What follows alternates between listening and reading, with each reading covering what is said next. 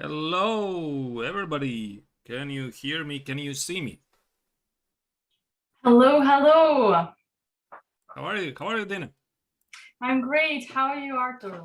Yeah, I'm doing excellent. And today is a brand new day to do the commentary for Biel Chess, and it's the finish line, I guess, right? Three more remaining rounds. Absolutely. And yeah, no longer any other time controls apart from the classical ones. So things have finally stabilized, if we can say so. And we are thrilled to see how it is going to affect the players. Right, right. So maybe very quickly I'll show you the current standings on the screen. So there you go. Before the final three rounds, Gata Kamsky is leading the event with 25.5 points. That is the Blitz event, the Rapid event, and the previous four rounds of classical tournament. And Kirill Aleksienko, Nihal, Sarin are trailing behind with 24 points, and Maxime Lagarde is just there with 23 points. Very, very narrow total score. And today we are gonna have these games. It's Kirill Aleksienko against Noel Studer. They're playing right now. Boris Gelfand against Maxime Lagarde, Alain Pichot against Gata Kamsky, and Nihal Sarin against Vincent Kiemer. Yeah, it's going to be very excited, and we already have we could have some short sneak peek at the games, right? Right, right. Yes, indeed. And I suggest, by the way, Dina, to start with the game of Aleksienko against Studer. And there's a very good reason why is that, because this position, I've seen it before. I mean, when I saw the first moves, I had a small hope that indeed we are going to see what we are going to see. And this is essentially my chessable course. I mean, I don't know, has Noel studied it or not, but I can go very quickly at the first moves, maybe from the black's perspective. So c4, knight f6. Okay, the first move is not what I recommend because, I mean, it can transpose to e5s, but after knight c3, e5, knight f3, knight c6. Now, this is one of the hot topics in the English Opening, Sicilian reversed. So those of you who don't know, last Monday, Chessable released my lifetime repertoire for reverse Sicilian, complete repertoire for black. Yeah, everything you need to know. I'm very happy to see that right now this is happening actually in the game. How grateful, how great is that, Dina, don't you think? Yeah, it's amazing, and can I call it a coincidence? Maybe, yeah, maybe, probably it's a coincidence. So, I'm not exactly sure that Noel has even read the course. I mean, there's a great chance he has not. But first 18 moves, I have it in the course, including a Wow. novelty. Yeah, so I'm gonna show you very quickly e3, which is the fourth move. This is the one of the top-notch theory right now. So there's the two branches of big theory, E3 and G3, mainly also E4. But okay, I mean, E3 is very interesting. Bishop E4, Queen C2, Bishop takes on C3, Bishop takes on C3, D6, E4, short castle, G3. Again, Kirill is playing a very tricky line here, but here I don't remember what is the most recommended line that people have played before here in this line. I think it was something like 97, 95 right away. But I remember during the creation of the course, I had a nice look at the correspondence chess games in this line, and they play something else what people in over the board tournaments play. So a6, it's not the main move according to chess base, at least what people play in practice. So that's what makes it quite unique. A4, 97. Now black plays knight c5, f5. So knight h4, knight c5. White has to stop this threat. And for example, here's a tricky move, Dina, by the way, d3. I'm not sure if it's very obvious, but d3 is already an accuracy. Because let's say white plays something like bishop g2. So after bishop g2, I think it was knight a5, attacking the pawn on c4, d3, knight b3, forking the rook and the bishop, and after rook b1, take on c1. White has to take with the rook, bishop d7, and suddenly it's very difficult to defend the pawn because rook a1 is going to be b5 and a5 is bishop a4, knight b3, and just collect the pawn on a5. So this is actually, all of this has been played before. It's not very good for white.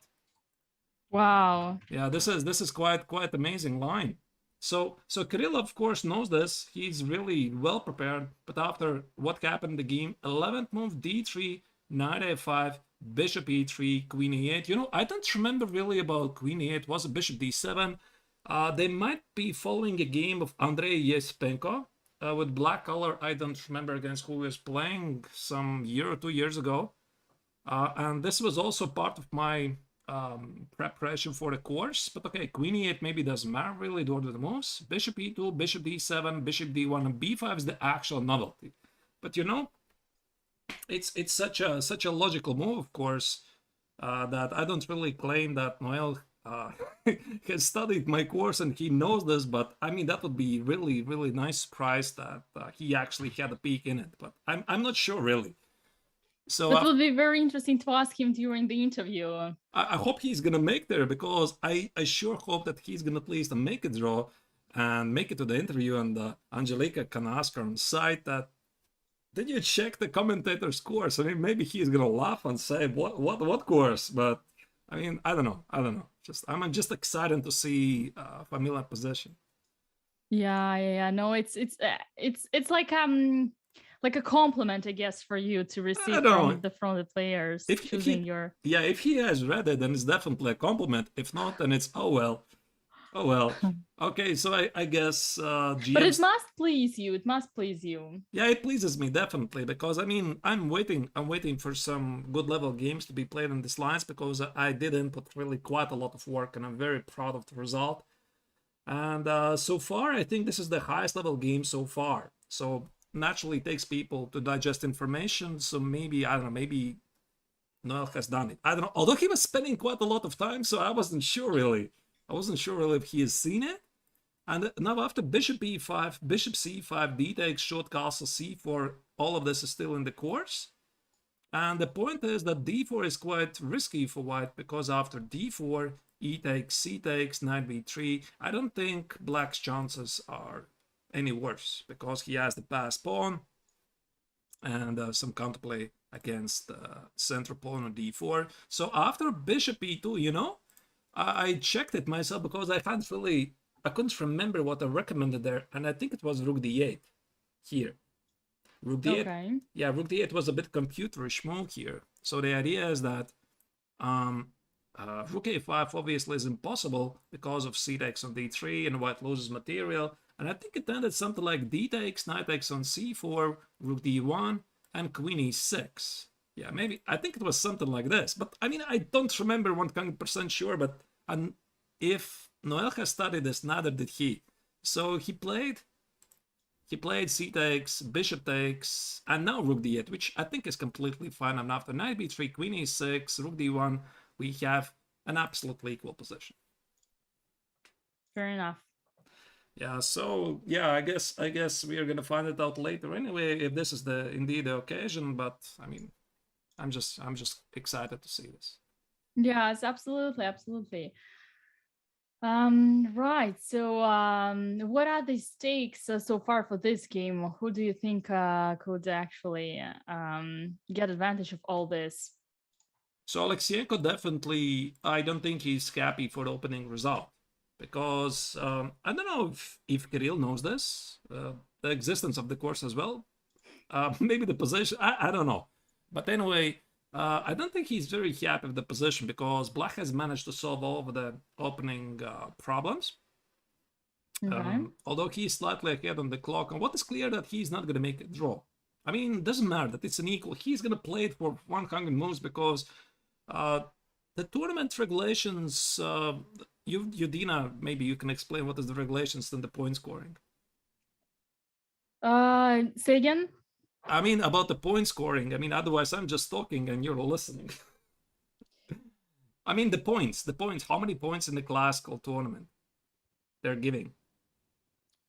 You said it was 4 points? it was 4. Yeah, you Okay, said it 4 was points 4. is for the victory and 1.5 for the draw. Yeah. So it's like we said it. We mentioned it last time when we were commentating Blitz section. It was every player actually gets punished for making a draw, and this is a very special and unique system. And some say that this is something that should be introduced to a wider audience of chess in the future. It could actually change the whole flow of the game, because there is this tendency that we see, even we saw in the World Championship match, that so many grandmasters did all those draws, and it was making chess boring. So maybe with this punishment of the points, we could actually change the attitude. I'm a big fan myself of the scoring. I mean, again, for the classical tournaments, 4 points for the win, 1.5 for the draw. So if you score 1 win and 1 loss, it scores more than 2 draws. So I really like it.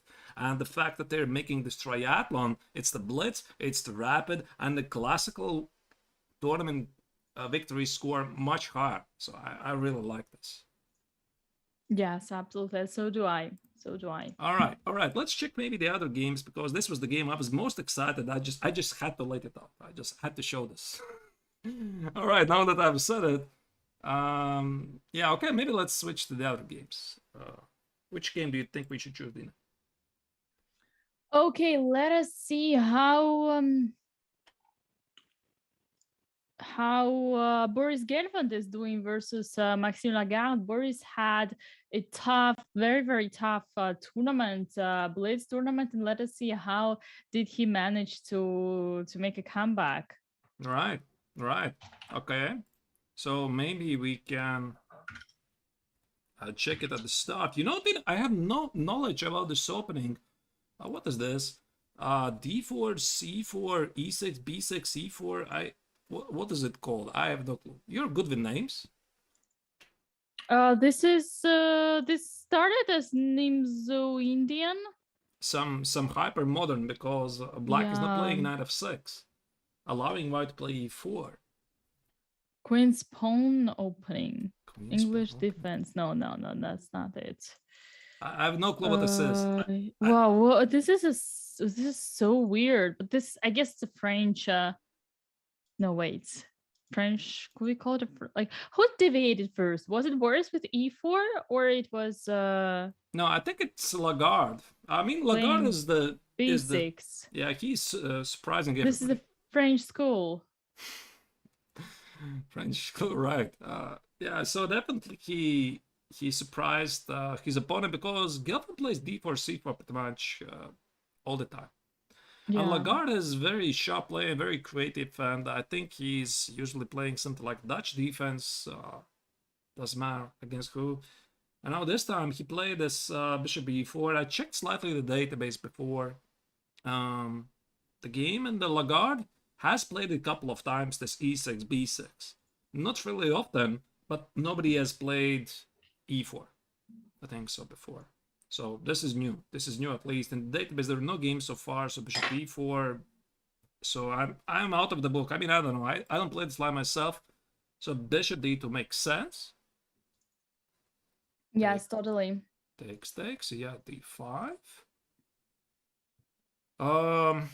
You know, I'm not sure what to make of this position, because let's say if black plays d5, what do you think, Dina? I was just looking at this position, for example, something like c takes, e takes, and e5, and without even much knowledge, it visually looks like white should be better here.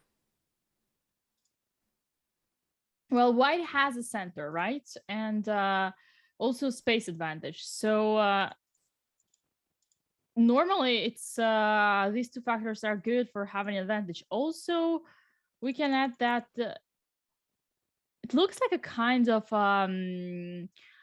perfect or improved French structure to me, if you see what I mean.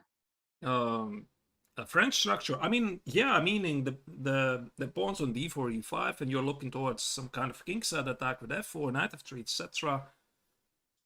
But I mean, I just think this is a very nice position for white to play. But I mean, Gelfand didn't play this. Maybe he was looking for more.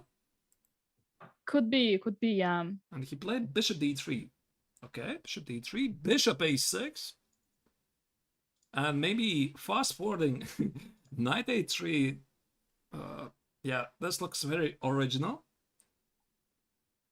D takes, bishop takes, knight takes. You know, I think this is Dina essentially clash of styles because I think Gelfand, he is the old guard. He is the positional player who likes to grind it out, play positional chess, and Lagarde is uh, the improviser, the big attacker. So I think Gelfand is trying to keep the position as positional as complex, avoid any funny ideas, and I think it's working right now because the final position, Gelfand is going to win a pawn in rook king, which I'm not sure if black can hold. Yes, it makes sense. Gelfand is indeed a very, very classical player, and he also gives amazing lectures on how to be a classical player, you know, how to follow the classical way.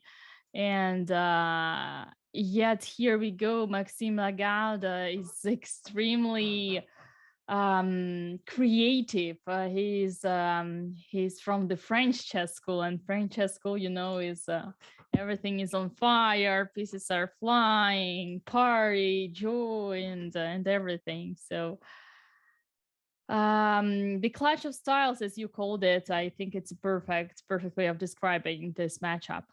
Right.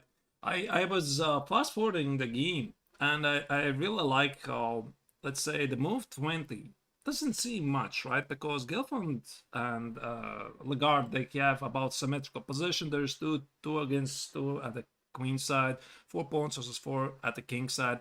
But what has some space advantage, and this b4 rook d7 is about to happen, and black is not in time to play king f8, king e7. But here, why didn't he play king f8? I'm not sure. So 20th move, king f8. Okay. Fate, let's say b4. Aha, so knight a6 is necessary, otherwise rook d7 is gonna happen. a3, and now something like rook c8. I mean, it doesn't look so bad. Yeah. Doesn't look so bad. I mean, okay, this knight on a6 is weird. But I think that black's doing fine, but instead, let's see what happened here. Now, Lagarde played b5. So maybe it was in the king side, not the best decision. And now after knight e6, a6, b4, knight a4. You know, Dina, this looks to me some sort of a Catalan position. I mean, I don't know. I mean, typically the Catalan knight over on c6, but the space advantage somehow really, the structure reminds me of the Catalan. Yes. Also, many other openings, I believe, could be. Because why you say Catalan? Catalan is with bishop on g2. Yeah, with the bishop on g2, but my point being is that at some point black plays c5, trade as those pawns, and then sort of equalizes, but not quite equalizes because white's pieces are slightly more active. I mean, the structure at least sort of reminds me of the Catalan, because this knight on d6, I think in Catalan it's usually on c6. It's causing some major annoyance. Okay, maybe it's not the Catalan, but just my impression. No, it could be very much Catalan, but it's just funny calling something Catalan that has the pawn on g2. Yeah, probably. I mean, you're absolutely right. But here the moment was after rook d8. I love the move Gelfand played rook c2. So rook d6 is impossible, rook c8 checkmate. And after king f8, rook c6. Now white is much better. He has these powerful pieces. And after knight c3, rook a6, knight a2 takes, check, rook b8, we fast forward to the final position which they have right now. So Gelfand is going to win a pawn. Ooh. So I don't think Maxime is jumping the joy to hold this position for the next 2 hours. That's gonna be a long suffering for him. We can see that on the cameras that we have on Arturs stream. We have Maxime closing his eyes with his hand, probably calculating he just made his move. Now rook takes b5 will follow immediately. Yeah, and I am pretty sure that that Gelfand is looking for some blood over everything we saw recently Right. Now that I'm the looking other at this, day. I remembered a particular quote of Laurent Fressinet. Maybe you didn't know something about this. He said, the French school of suffering. Do you know French something school. about this? I mean, I don't know. Maybe it's some common saying which I don't know. He was mentioning this a couple of times. Yeah, it does mean something to me. I wouldn't be able to explain it immediately, but it definitely means something. Yeah. Okay, I got it. So this position, I mean, I'm not sure. I'm not sure because normally, it might be a drawer's position with the less pawns that a king sets. For example, there is a position, but again with the b pawns, I'm not sure.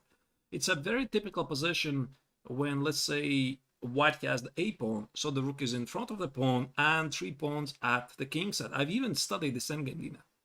I've studied Dvoretsky's endgame manual, and rook at the a file and with the a pawn and 3 versus 3, it's very tricky, super tricky. And in the Dvoretsky's endgame manual, there was something like 15 pages of explanation how you should play this. But I think white's chances are more here. Why is that? Because it's b pawn, and why it's important because essentially the king can always use also the a file to help the b pawn to advance. So for example, let's say white plays rook b8 and b6, which is a very typical plan, and then just run with the king. Does that make any sense? It actually does. It actually does make perfect sense. Right. So I think Gelfand's idea here is try to advance the king side pawns as far as he can, because the only idea how white can ever try to win this position is play rook b8, the pawn on b6, and run with the king to help the pass pawn. Because let's say I'm going to put on the position, let's say nothing happens here, and I play b5, b6, and b7.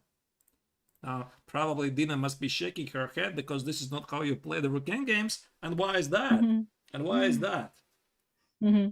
Because the white king will never make it to the b pawn, right? I mean, if the king is, let's say, going to make to c6 or a6, there's going to be a lot of checks, and the black rook is going to make back to the b file. So the pawn will stay at b6, and as soon as the white king will run towards the pawn to relieve the rook, at this moment fall all of the kingside pawns. So cutting it short, if white pushes forward all of his pawns and then runs for the king towards the queen side, when black is going to take those pawns, his own pawns will march slower to the queens. I think that was a wasted explanation, but I mean, I tried. Yeah, makes sense. Right, so black's best defense is just push forward. h5, g5, h4, g4 as far as possible. And if the white king runs to somewhere c6, then black collects those pawns available at the king side, goes back, and then tries to promote himself. So, yeah. Something like this. Okay. Right. Okay, so we have this position, h4, h5 is played, and of course, Lagarde also is well aware of the ideas. And he's imprisoned the king. Now, king f2, the pawn on g2 is lost. Nice move, h5. H5. Well, this is the classical one. This is what they say in the books. Whenever you play pawn endgames, you always need to take the space from the side with h4 and h5. It is even like automatic moves whenever you're doing the rook endgames. Indeed, yeah. So it definitely matters how far your pawns are advanced. And now the big question is, how exactly is Gelfand gonna try to activate his king? So there's a suggestion in the chat, king h3, g3, but then the king stays in the corner. What do you play here? I mean, how do you play this for the win? I'm not sure. Let's say rook b8. Yeah, you need to move the rook. You need to activate your king somehow. You need to bring the king to the other side, to the passed pawn. Yeah, precisely. I mean, but let's say black plays g6, b5, king g7, b6, king f6. So nothing has happened. The black is just waiting. The question is, how is white proceeding here? Might be some tricky stuff with rook b7, f4, e5. So let's say king g7. Probably, Dina, you're not seeing this position. I apologize that I'm Yeah, just... I look, I follow it on your stream. There's a little Okay. bit delay, but I'm more or less So I'm catch looking, it. yeah, I'm looking at this position again. So after h5, rook b8, g6, b5, b6. This makes perfect sense. And after king f6, I think white's idea is to play at the right moment f4, rook b7, e5. I'm not sure at which moment. So let's say here, here, Interesting idea. f4, yeah, king f6, e5, king g7, and now the white king might run towards the c5. And I don't think the black pawns are so much advanced at the king side. No. So I think it's going to be a big moment for black at some point here. After b5, the big question for black, can he play something like e5 to stop this idea? By the way, it makes perfect sense. Well, once again, you don't want to defend passively. Yeah, you want to like, it's not that you're counterattack, but you want to block your opponent from advancing. The earlier the better. Right. But maybe this rook b8, black can play e5 right away to completely imprison the king here. You know, I don't know, because honestly, I'm telling you, I just know some basic endgames in this rook endgame. It's usually the a pawn and 3 versus 3, 4 versus 4. It's always something unusual, and Gelfand has such a deep knowledge about endgames, and he definitely knows a lot more than I do, and he's just trying to figure out how does it work here. I mean, how does it change my strategy? I mean, do I push the pawn on b6? Do I put the rook on b8 or rook b7? So the pawn is going to go to b6 no matter what. I think that part is clear. But what is it going to do? Yeah, definitely. You don't really know if you want to put it on b7, but you definitely want to put it on b6. Yeah, and he might also use this opportunity to play f4, for example, here. Maybe he's trying to figure it out. Should I play f4 while my opponent is not playing e5 himself? So this is, I don't know. I mean, I can try to make it work. Maybe f4 right away. Rook b3 check. King f2, rook b2 check. Yeah, and you have to sacrifice the pawn now. King e3, g6, protecting the pawn on h5, g3, rook b3, king d4, rook takes on g3. Yeah, maybe this is the way to play. I mean, yeah, I have a feeling that Gelfand is definitely, I mean, from the current position, he's thinking about f4. Or he needs to understand how e5 is gonna affect things. I don't know myself. I mean, I tell you honestly. It's interesting the way how he like like when you look at him, the posture that he has when he's thinking. Maybe he's just not thinking about chess right. I don't know. No, Thinking he about, does. He does. It is his move. Maybe he's thinking about the supper or something, you know? I don't know. Yeah, well, one thing I am sure of, he's going to convert this advantage. I am absolutely sure of that. Yeah, something tells me. And he already made his move, and it is Rook b7. I think the idea is to push rook e5. b7. Rook b7 is a great move, I think, because it prepares to play b5, b6. But now the big question for black, can you play e5? So if Gelfand allows this, it means he is confident. He knows how to deal with it. Yeah, sort of. Yeah. Okay, maybe, what do you think? Maybe switch to another game? This is going to be very interesting theoretical rook game. Very interesting.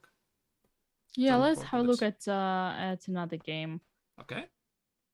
So you can select one maybe. Yeah, we have got a Kamsky versus Alain Pichot, and Oh, what is happening here? What a mess. None of the kings has ever castled, and this is not something that we see every day. Oh, wow. Oh, wow. Just a second. Let me select those games. Well, they're definitely not playing peacefully, aren't they? I mean, and it was a Carol. Isn't the Carol the most Solid, one of the solid most solid. opening, and you get this mess? Yeah, it is definitely one of the solid, not the most solid. Well, no one can compare to Petrov, but bishop f5, h4. So this is the advanced Caracan. We have this h4, very sharp and very popular nowadays line, and no doubt that this position became so Maybe you can so explain crazy. something about the opening here, because I don't know this line. It is interesting that queen b6 is a real line. It is definitely not the line that equalizes, but it is the line that you can play, especially when your opponent is not ready. And here it worked pretty well. And I have to admit, I played it myself once or twice. And yeah, with the bishop d7, h5, c5. So immediately black gained everything he wanted. And he has a center, he has normal pieces, his king is okay. So with the opening outcome, I'm very much satisfied. I shall state that black does have an advantage after somewhere like move 10 or 11. And with f6, very typical pawn break. So it seems to me that white completely misplayed this position. This opening completely displayed. Although we see, I think we see, no, queen c7 all fine. Yeah. So if we continue moving on with the opening in the early middle game, we see black is still having an advantage with all the pieces developed apart from the king. Knight f5, h6, g6, capture on d4, bishop b4. Aha, so this is the moment where black still okay, bishop b4, preparing short castle, and short castle finally. So black did everything and white has nothing. I mean, black developed their pieces. Well, there's this knight on d8, little bit ugly, but like in terms of a center, black crushed the setup. Yeah. So okay, we have some weakness on g7, but there is, look at the f file. Look at white's pawn structure. Every single pawn is okay. There is Up one for pawn. grabs, right? Yeah, they totally wrapped. So we can see that like statically, both statically and dynamically, black is doing great. And well, there are some strange things, like once again, knight on d8, bishop on d7 for now is also very little bit passive, but white pieces are definitely worse. And you don't understand where white will castle. I mean, short castle probably, but yeah, like short term and long term, we see that black is having advantage. Okay. I mean, I don't know what happened in the opening phase, because I usually play something else myself. I just maybe can explain the big idea of queen b6.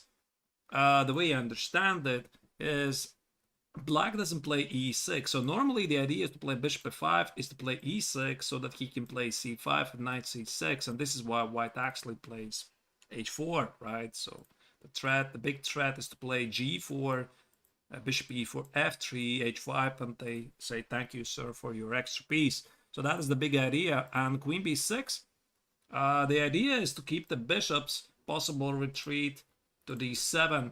And I quite amazing that white plays g4 anyway. g4, h5, fighting for some space advantage. You know, Dina, I don't know again this particular position, but I've seen some similar positions before. So let's say black plays something like, I think it was e6, f4, c5, knight f3, and then white is sort of better because of this pawn push at the king side. But I mean, I don't know. I mean, obviously you're a big fan of the car. Yeah, I definitely find the black play, the white's play here in all this game a little bit wrong direction and misplaced. I generally do not I do not see this as like the level of the player. I think it's his, like, you see that this sometimes it depends on the positions, and even super strong players like Alan is 26 plus, but here like the setup he makes with white, I like with all the let's say the neutral part of me being commentator and the subjective part of me being a cover player, I do want to criticize White's play a lot here. You know, Dina, I can partly defend him, partly because the way I understand it, how at least that is usually in the open tournament, how the grandmasters play against each other. Sometimes they play dubious setups and openings. They create a mess for a reason. And the reason is that they try to outsmart their opponents in unusual positions. Because I've tried it myself. For example, I played with white, let's say, against 2650 level players. And I play something solid like knight f3, g3, the red. At 20 moves, I can just offer a draw. There's nothing happening because you cannot just outplay very good opponents by playing the solid good chess without very serious theory or causing some serious stuff happening at the board. So I think that is Peugeot's idea here. He goes for these weird positions, at least in this game, for a reason, so that he can try to, I don't know, to create some mess, create a mess and find the only way out of the jungle. But apparently he got lost himself. Yeah, I understand your point. So it didn't work for him. It completely backfired. And Kamsky himself is also a great improviser. He also plays the Caro. And yeah, this position is very dangerous for white. I mean, look at the clock. I mean, 7 minutes for white. And 24 moves have been just made. Yeah, this is a crazy difference in time, totally crazy, and also gives a very big advantage to black. Indeed, seems like so far seems like an easy walk for Gata Kamsky. So what do you think he's gonna play here? Something like rook takes an f6, right? That should be easy, no? Or is there something better? What about rook f6? I just take the pawn. I see a pawn, I take a pawn. You see the pawn, you take the pawn. Yeah, that's how I usually do. So rook takes f6. Yeah, rook f6. The bar doesn't like it. Rook f6 is a mistake. I don't know why it looks natural. Rook f6, short castle, and rook f4. Why can't I do this? Short castle, rook Knight f4. c4, the engine says. Okay, but there. Knight c4, but what is knight c4? I don't know. Attack. The bishop on b4 is under attack. Oh, you attack the queen. Yeah, the queen is under attack, and queen b5 is going to be some knight fe. I don't know what this is. I don't know what this is. So makes sense. Yeah, so rook f6, rook f4, maybe it's not so great. I mean, there's other moves like rook c3 here. Be very aggressive. Rook c3, push the queen away, queen b1, and bishop takes on b5. Well, this makes a lot of sense. Rook c3, push away the queen, and bishop b5, and don't allow white to castle. So this is kind of intermediate, yeah, rook c3, and then you go bishop takes b5. I'm not sure if rook c3 is necessary, really. I mean, maybe you just take right away bishop or b5. Or you take immediately bishop takes b5. You see, your strategy. I like the pawns, I take the pawns, but in the other way around. Just the other pawn. I mean, the strategy was correct. Take the pawns, just not the pawn on f6. The pawn on b5. Just another pawn. Yeah, bishop e5 also stops white's intentions to castle short. I mean, maybe rook c3 is better. You know, I think Kamsky is going to play rook c3. Rook c3, queen b1, maybe queen b2. I mean, I don't know. And something like bishop b5. Either rook c3 or bishop b5. Yeah, rook c3, queen b1, bishop b5, queen b5, and now something like king f2. And maybe, maybe he's just evaluating this further. So a guy like Gata, he's not looking at what choices do I have? My candidate moves rook c3, rook f6, bishop e5. He is looking not at move 24, he's looking at move 30 right now, and he's evaluating the consequences. So he sees all of this, obviously. So he's, I think, looking at let's say, rook c3, queen b1, bishop b5, bishop b5, queen b5, king f2, rook f6, and then he is evaluating the results. Yeah, he's definitely calculating way ahead, like all the grandmasters do. Right. And he's evaluating. He tries to compare the positions, multiple positions, and decide which path is the easiest for him. Indeed.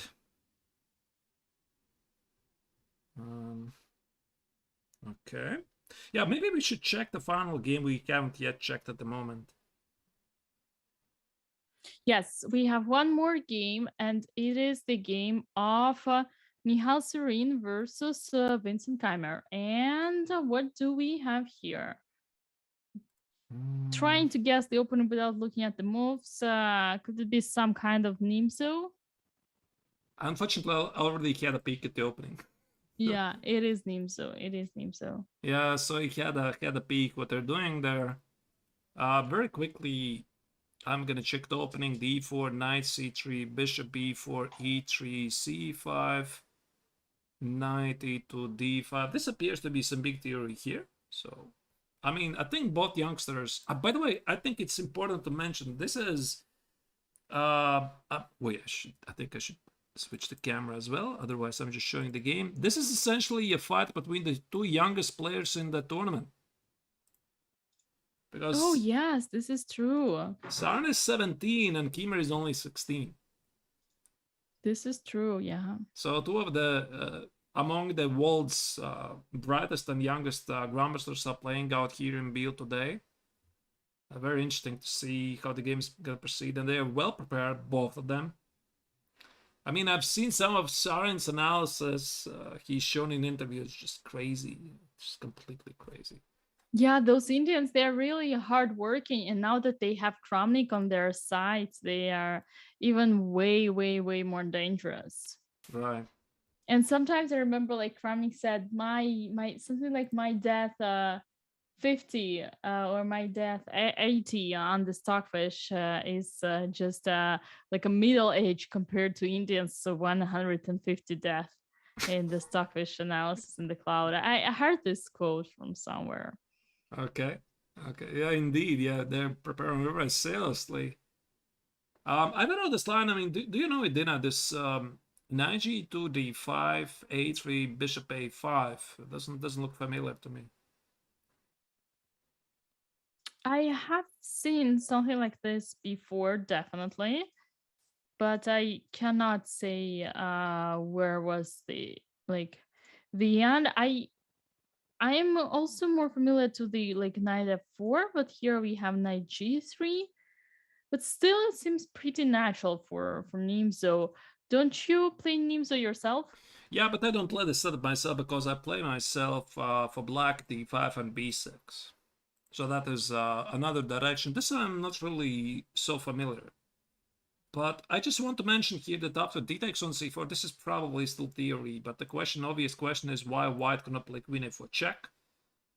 I guess the pawn is sacrificed. Oh, I think I see. Knight bd7, queen takes on c4, and knight e5.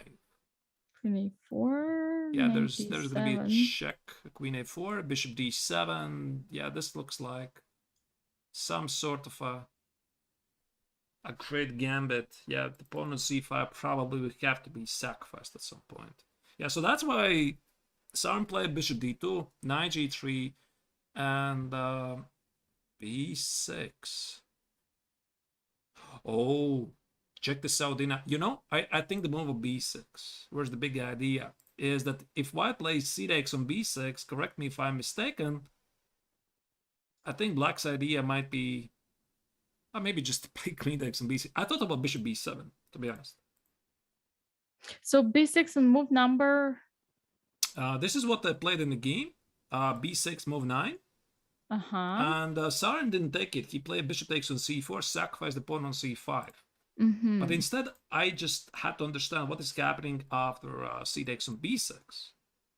And then I thought maybe Winston's idea was to play bishop b7 and slow down white's intentions to castle short, because That's a very nice positional pawn sacrifice with the idea of you're not sure if it's I'm not sure. positional. You think Maybe it's queen dynamic? b6. Maybe queen b6 is also working, because just take the pawn and attack the pawn on b2.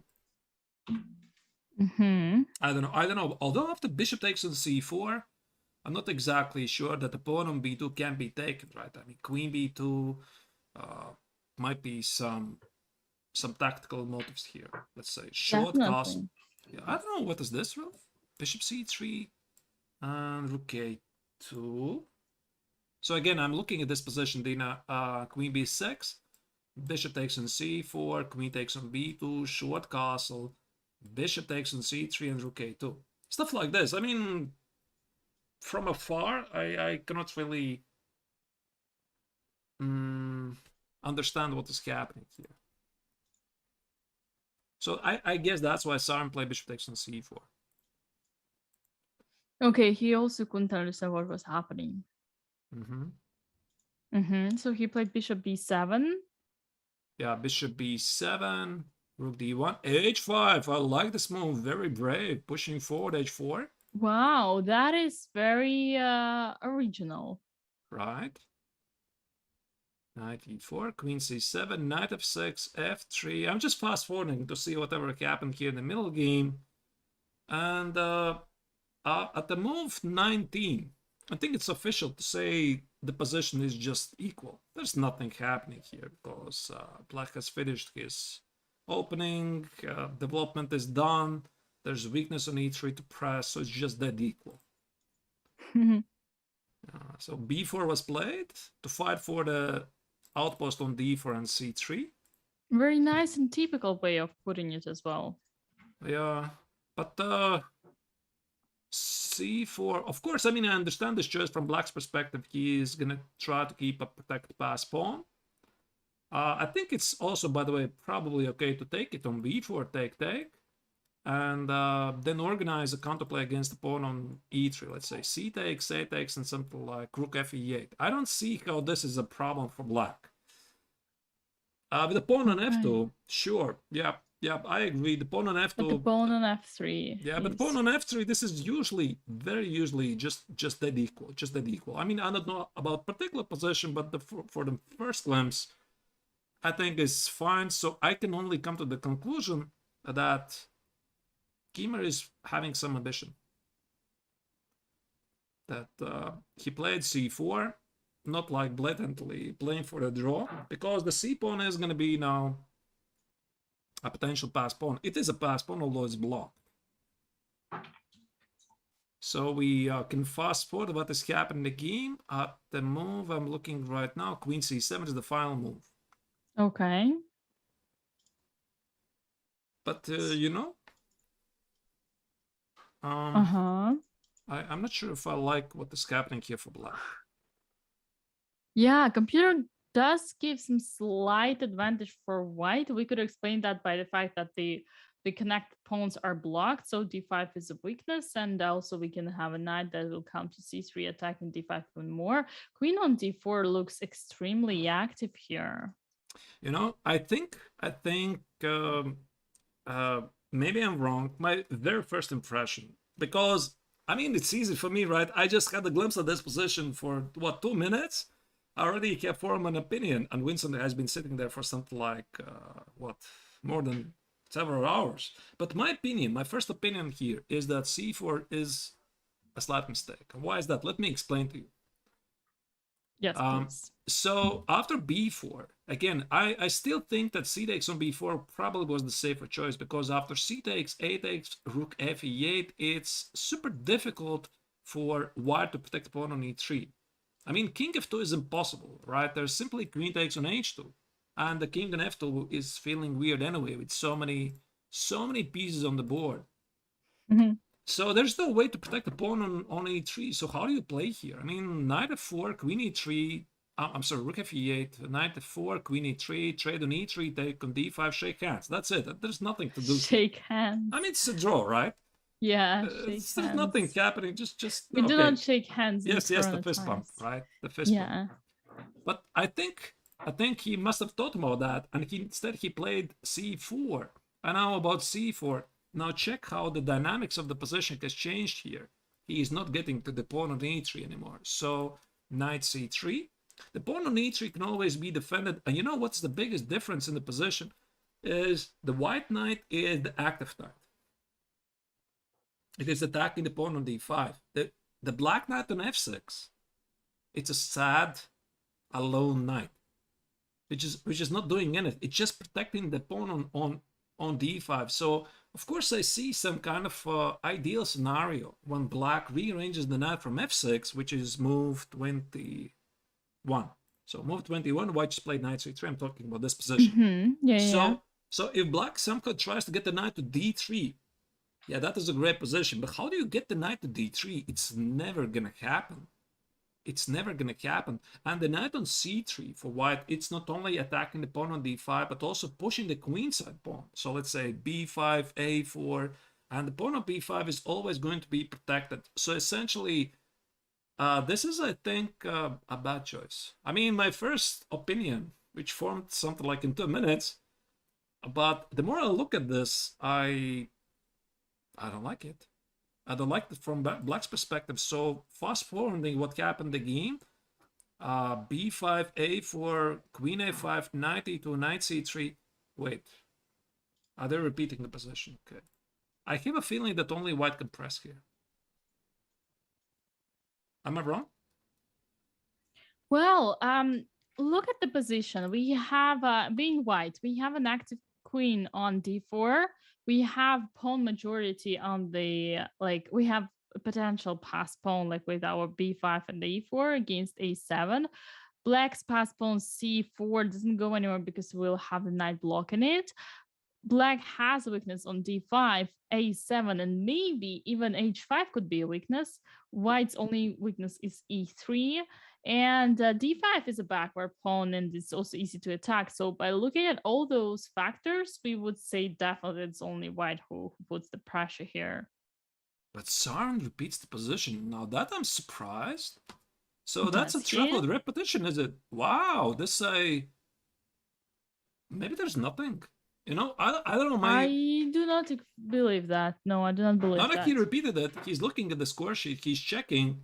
He is okay. You can see the body language. He's okay with the draw. What is his tournament standing position? Maybe he needs a draw for something.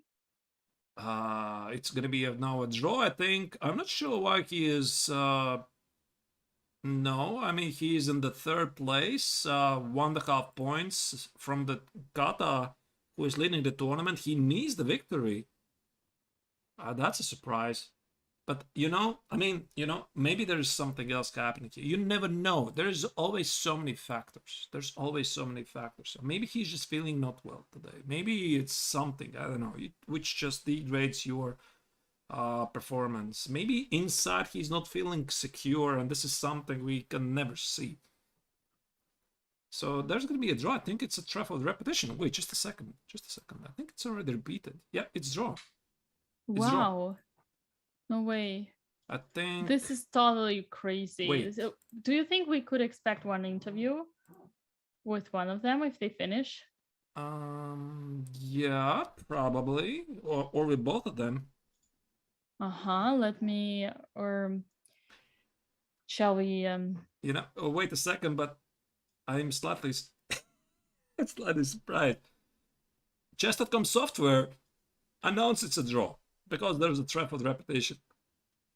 But the game is still going.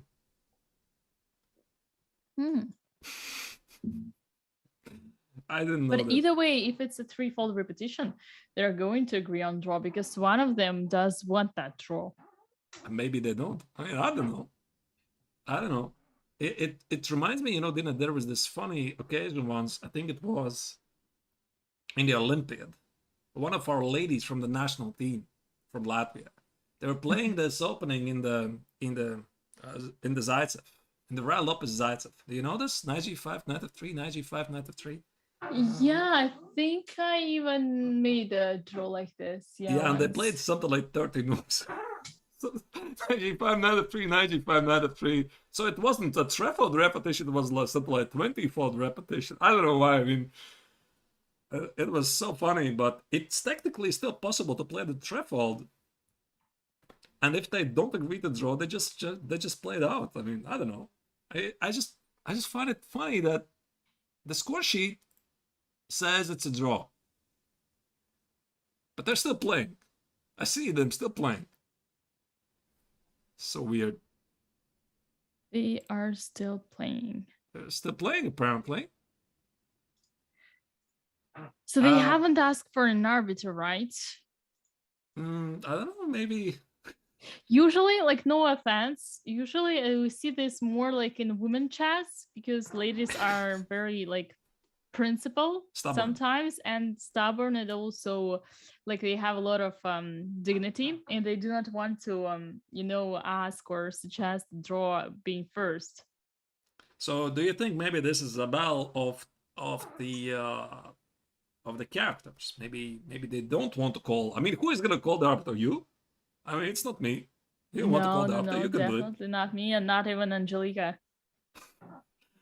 Anyway, again, I'm not sure about the rules. I think somebody please correct me. I think it's 5 times repetition. The arbiters have to stop the game. But I mean, I might gonna mix it up with some other rules. 5 times repetition. That is insane. Really? Yet why are they doing it? I'm trying to understand. We need to invite them for an interview. We need to understand what was what's like. We need to ask Nihal why he doesn't want to continue. Maybe it's like, maybe there's some mind games because both of them are sort of happy with the draw, but both of them sort of don't mind to continue at the same time. So that's why I can repeat the position 3 times, 4 times. I don't know how many times. I mean, it's legally until the game is physically stopped by the arbiter. I mean, I don't remember this paragraph, but maybe the other side is hoping that the other player is gonna avoid it. That would be a big regret to the player, to one of the players, if somehow the game ends up in in a decisive result afterwards. As always, by not, for example, accepting an offer draw as well.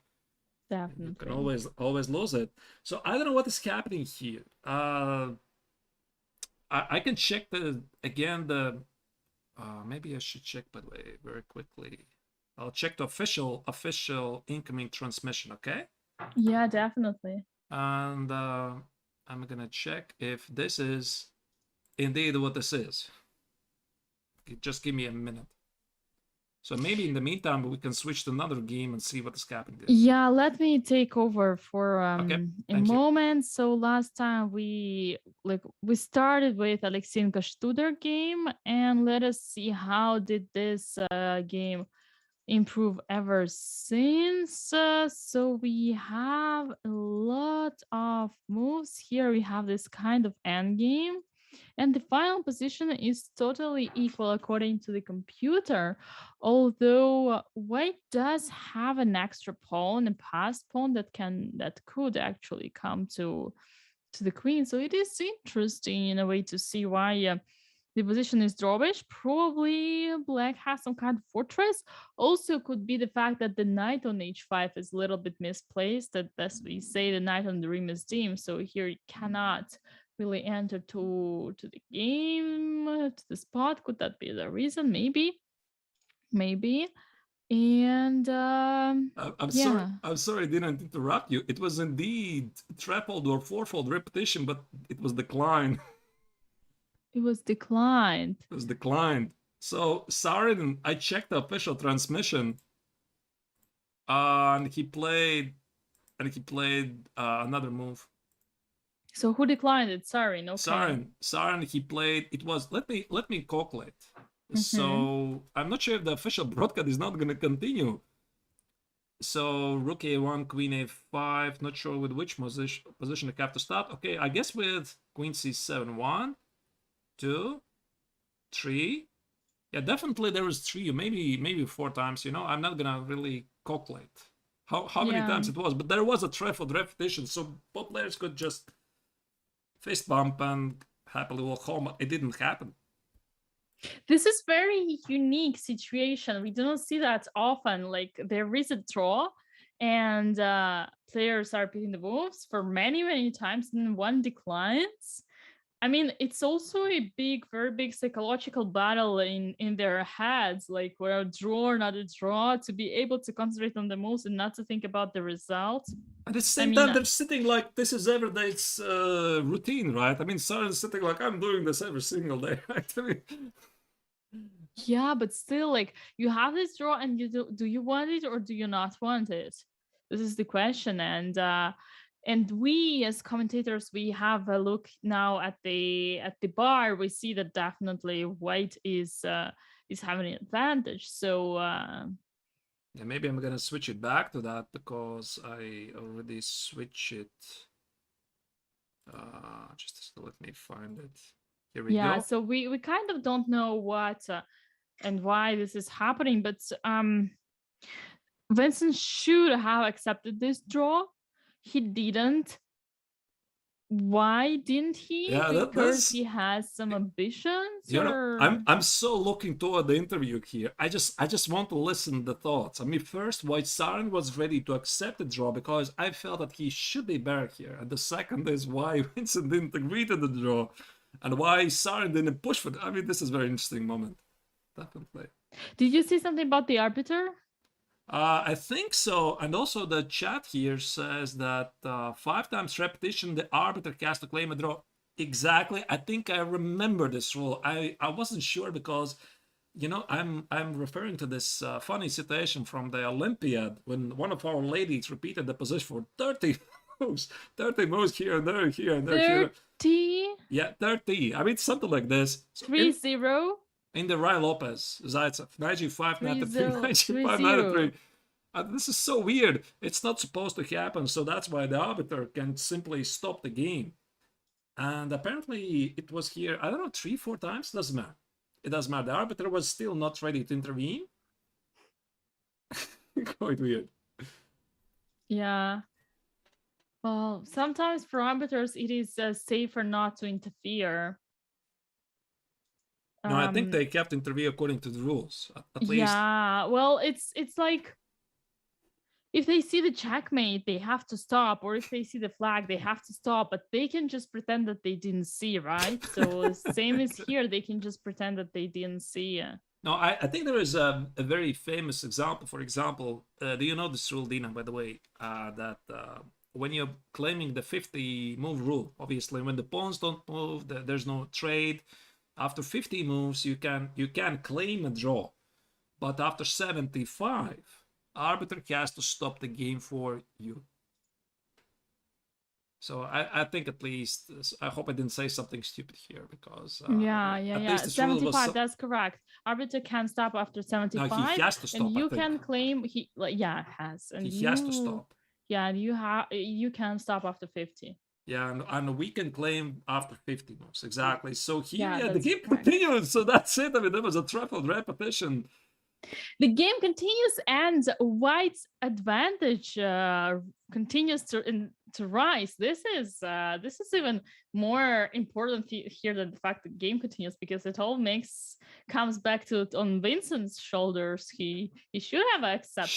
He should have. I mean, he was slightly worse. The structure-wise, he is simply worse. I don't understand what is happening here. So I think now he's regretting this. But then again, I mean, maybe it's not really so simple, because we have to think about overall standings and the format of the tournament. I mean, it's 4 points for the win. And once again, yeah. I mean, it's everything or not much. So it's not like we have this saying, yeah, is it better to have this bird in the hands or that bird? I understand what you're saying. Yeah. In the other hands, but here it's just there is a question. Yeah, there's a question in the chat if they didn't pay attention to the trefoil. People, they did pay attention to that. They knew absolutely. They're professionals. They didn't know there was a trefoil repetition. This was a mind games of some sort, which I don't understand at the moment, but they knew it. They definitely knew it. You don't accidentally make almost 4 times repetition, especially in a row. It can be sometimes when you played something like 2 times at the start, and then after something like 10 moves later. Exactly the same position, Rise. You already forgot about this. Yeah, that's gonna happen. Yeah, that can happen, but well, he must be regretting it right now. I mean, I don't know. Maybe. But he got what he wanted. The fight is obviously still going, so everything still is possible, though White's position is to be preferred. Let's switch to another game. What don't you think? Yeah, let's go. So I was about to commentate on Aleksienko versus Studer. Aleksienko's game, Aleksienko versus Studer game. And the interesting thing that I found there was that there was this endgame with the pawn up, but no advantage was ever given to White. Wait, how did this happen? Where did Studer lose a pawn? We left. This pawn doesn't give any advantage. This is even more weird. But we left it after knight b3, rook d1, queen e6. I think this was the last moment, 23rd move. Rook d8, rook d1, takes, g6. This is a sacrifice. So quite clearly, Studer didn't blunder anything. You just don't blunder pawns like that. So he sacrificed willingly the pawn on c7 in order to have a very active game, knight d2. This was his purpose. f3, knight c4, queen d8, queen a6, and black is very active. Very active. Yeah, and the pawn on c3 most likely will be lost. h6, g4. What about knight a4? Knight a4 attacking the pawn. Yep. It's very, very easy move, by the way. He didn't make it because he was worried of knight f5, but it doesn't give anything, only perpetual. Oh, you mean before? No, definitely not. You know? You know, Dina, I think yeah. Studer is ambitious.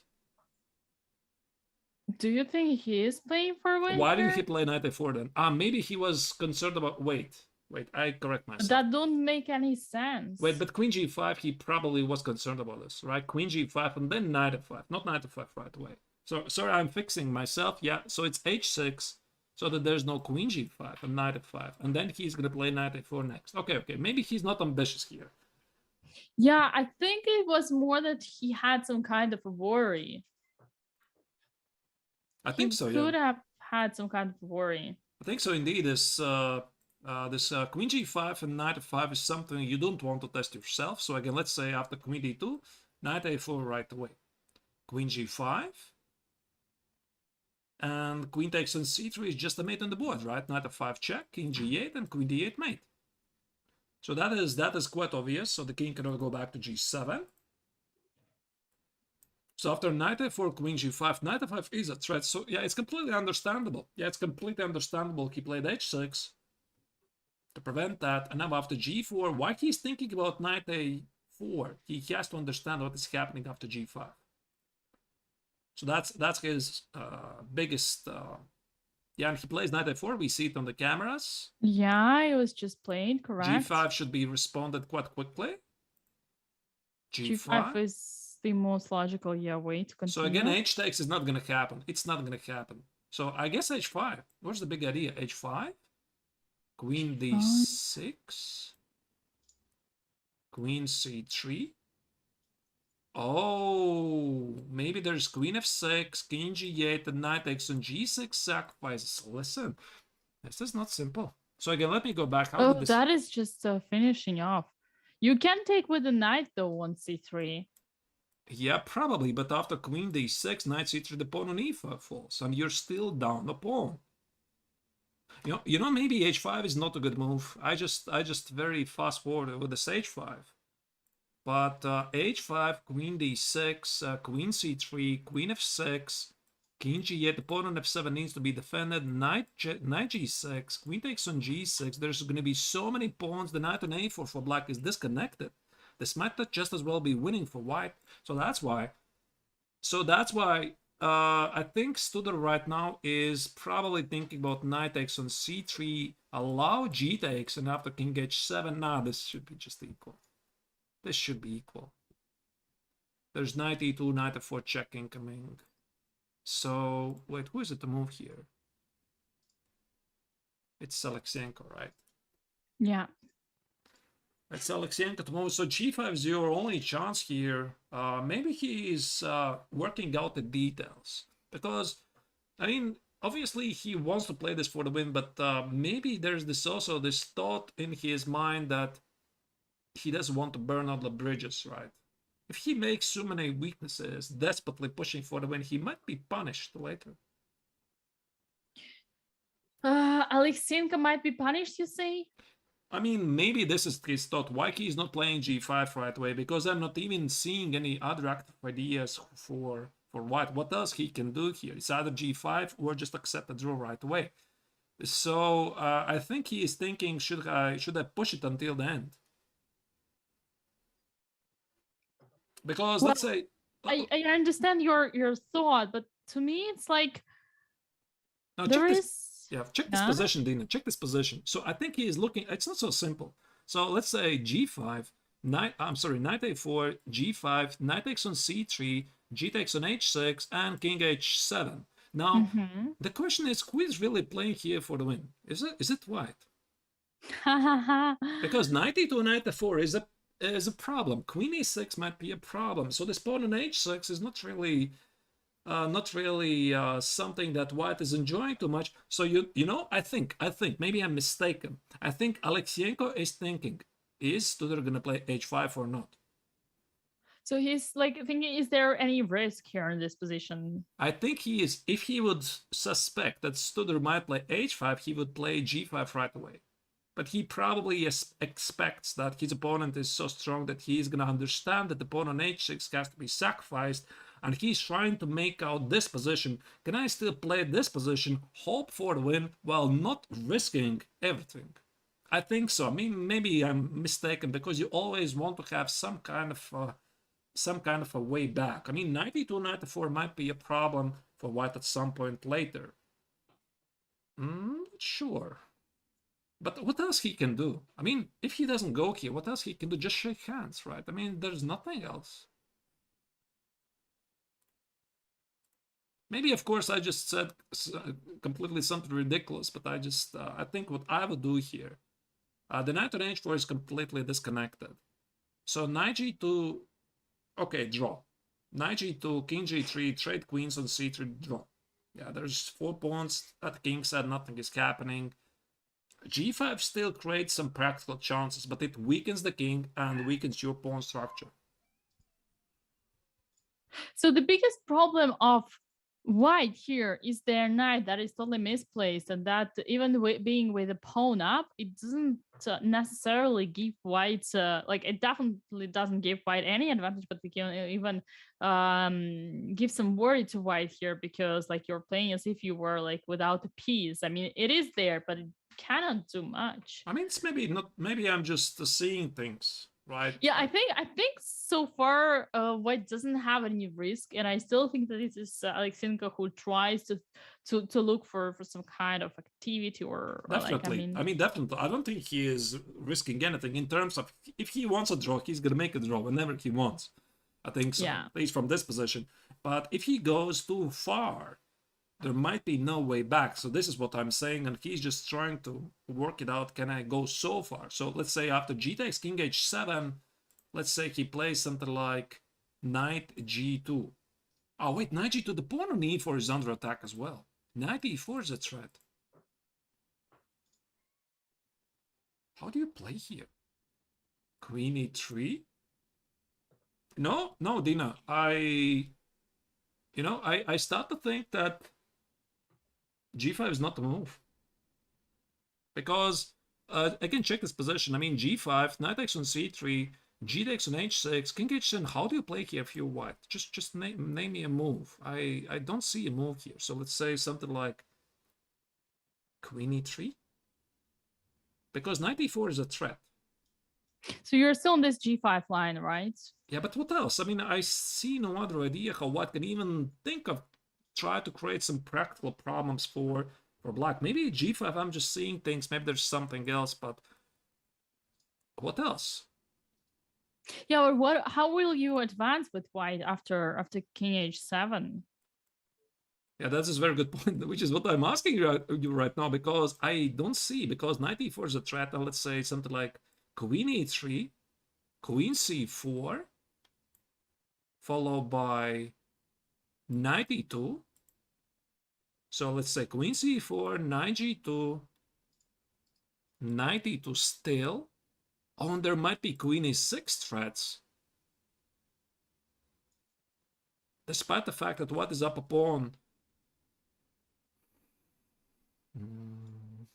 You know, I think we should leave this endgame for them Sure. for a moment and go have a look how Boris Gelfand endgame is doing, because this one I can feel it's gonna last. Sorry, there's for one some game time. finished. I think I'm gonna have to do an interview very quickly. Oh, okay, good. You tell me once it starts. So what is the game that finished then? I'll try to switch to the interview scene, okay? Yeah.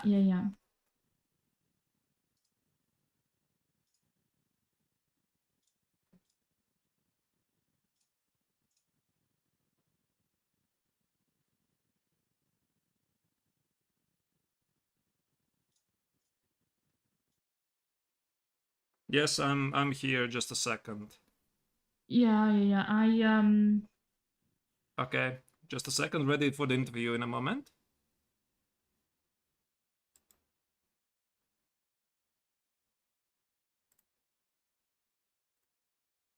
Just don't see the interview. Just a second yet.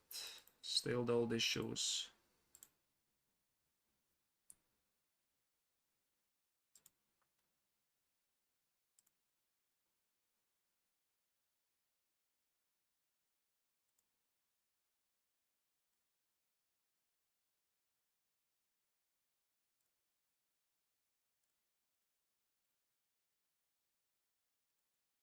The interview is video feed not working, so I.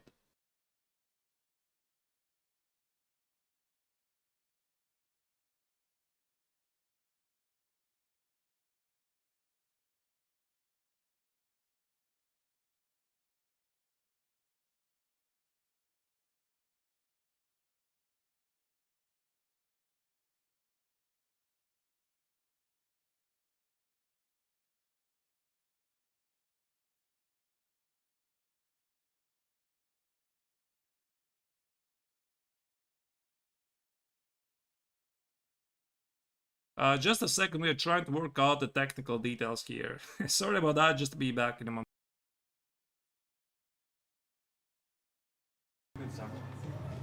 We are here with Gata Kamsky, who just won against Alan Pichot. Gata, congratulations on your victory. You come closer to leading this tournament and probably winning altogether triathlon. We will see. So it was a Caracan. An interesting moment was that you actually went for this queen b6 line. So it's kind of rare move. Like, did you decide to go for this rare line in order to somehow show the surprise for Alan? Well, I couldn't figure out what to play until the last moment, because yesterday and the rest day I was just sleeping whole day, so I couldn't prepare. And he played h4. I figured that he is going to play for my game that I played against my guard in the rapid, where I played h6. I think h6 probably the main line. And then, of course, if I play h5, white has a very easy game. And then I was trying to remember like which move was there, and then I remembered that there is a very tricky move, queen b6, after which white cannot really go for the standard c4, you know, this h5, g4 thing, and he still went for it. So I think he was a little bit unfamiliar with this move. So it paid off, but otherwise I think black is slightly worse in this line. But after g4, bishop d7, I was very happy to see h5, because after c5 I thought I already have I'm breaking his center, because he doesn't have time for c3, because my bishop actually hits the pawn on g4, which is why I didn't want to play e6, because it allows f4, c3, knight f3, standard thing. So c5... So you just pushed immediately. So yeah, immediately. So he doesn't have knight f3, which is very, very important. So take c3. And here I was thinking about the correct sequence, because I thought, you know, actually black is leading in the development. I have one bishop on d7, and his pawns are kind of weak. And then I came up with this idea. On f5, f4, and after f6, you know, white center, because he's underdeveloped, white center cannot be protected anymore. So he has to go for this very strange sequence. And originally I was gonna play knight a5, but then I got very confused about this moment.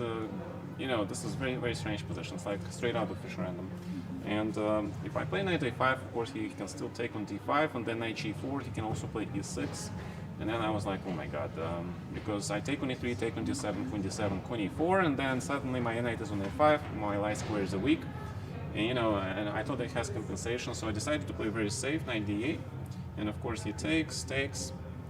Well, it's possible to take with the bishop on g4, but I felt that after knight h6, the idea is to play knight e6, bishop e3, knight f5, and hit this bishop. So the important thing is, you know, sometimes white gives up the bishop on d4, so he can capture with the c pawn and fix his structure, and he fixes everything. So I'm trying to eliminate this bishop without actually taking on d4. So knight e6 is the idea to hit the pawn on f4, force bishop e3, and then trade this bishop. And he came up with this very strong move, queen c4. And I think queen a5 is correct, because if we go into the endgame, then all his pawn weaknesses, they actually become strength. So I cannot trade the queens. Knight d2, rook c8 I think is necessary. And then he surprised me with queen d5, and then for some reason I hallucinated. I thought I have bishop c6 here, you know, hitting the rook, but then he just goes back to queen c4 and hits my rook on c8. And the whole thing, the whole idea behind knight d2 is he wants to play knight b3, knight c5. So if I play here something ridiculous like knight f5, he has knight b3, queen c7, knight c5, e6, queen d7, and nobody knows what the hell is going on. And of course I should probably play knight e6 here, but then he can just take on b7, and again I have no idea who is better. So this was a very strange position, and I felt that I chickened out here. I played e6.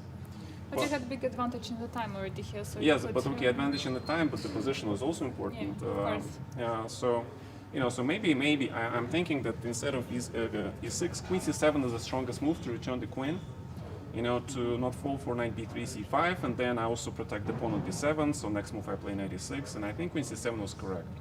But I just a little bit chicken out here. I just went after his bishop on d4.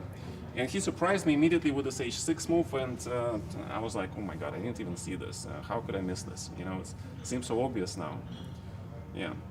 Yeah, which is probably the reason why I should take on e5 here.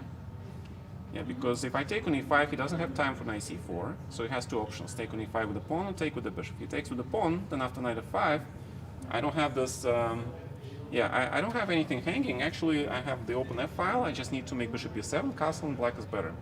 Yes, but of course he takes with the bishop here. And now is the question. I can play knight f7, I can play a lot of things, but again, it's very confusing. I have no idea. So h6, I think g6 is forced. a4, I don't know. I think he played correctly. Take, bishop b4, rook d1. And I think I have to make the castle though. I think so. Oh, but bishop d2 is also possible. Bishop d2, rook c1, bishop d1, bishop b5. I think maybe slightly better for black, but I wanted to get rid of this pawn on f6. And in this position I realized, you know, this is not so simple. I think white is actually okay, because in a lot of lines he just, if he managed to save his king, then he goes knight e4, knight e5, and he can even play pawn down, because my bishop on d7 is bad. And if for some reason I take the pawn on f4 after knight e4, knight e5, this knight goes to f6, he opens the f file for his rook, my bishop on d7 is terrible, and I realized maybe I'm not even better here. Maybe I'm not better at all. So rook c3, and actually I think he should have played queen b2 here instead of queen b1, because queen b2 protects knight on d2, and it makes him playing king f2, knight e4 much faster. Because all he needs to do is to play king f2, knight e4, and then I think black, he's completely okay. So queen b1 is an accuracy, I think, but okay, he didn't have much time, and at some point he played, yeah, okay, queen e4 is just immediate blunder. Yeah, he had to play king f2, and I actually saw this bishop c6. I was thinking maybe I should play it because I need to keep this bishop alive. Yeah, the bishop is very strong. I have pair of bishops. I should not trade pair of bishops, and king is pretty open. And the king is open, but it is not clear. It is not clear. So I think maybe white is okay here. Who knows? But this was certainly the best chance for white, and probably for me as well. Yeah, but And the pity is that he cannot actually Yeah, if we return to this position instead of here, okay, push on b5. The idea is if he takes on b5, I actually take this knight. That's the point. Because his knights are more important because they control these squares. Yeah, And now just I think it's much worse. All right, so Yeah. that's pretty much it. And altogether, overall, generally, Gata, you go for sometimes rare lines, not for the main lines. Is it your like strategy? No, Try to. I was surprised by h4, and I was trying like how can I surprise him back, because I know in the rest day, everybody's tired. I don't think he studied very hard like me, because energy level is very low for everyone. And I said it's impossible he prepares every line in Karakan, because he plays different lines. He plays d3, he plays knight c3, h4. I never seen his game with h4, never. So I figured he can't just study in one day like the whole Karakan and an h4 line. It's impossible. So that's why queen b6. And judging by the reaction, I think I was lucky. Yes, congratulations on a victory and good luck to you tomorrow. All right, thank you. Thank you. All right, that was Gata Kamsky here with us. Dina at the moment is missing, and as you saw from and heard from the interview, that wasn't indeed really so simple for Gata.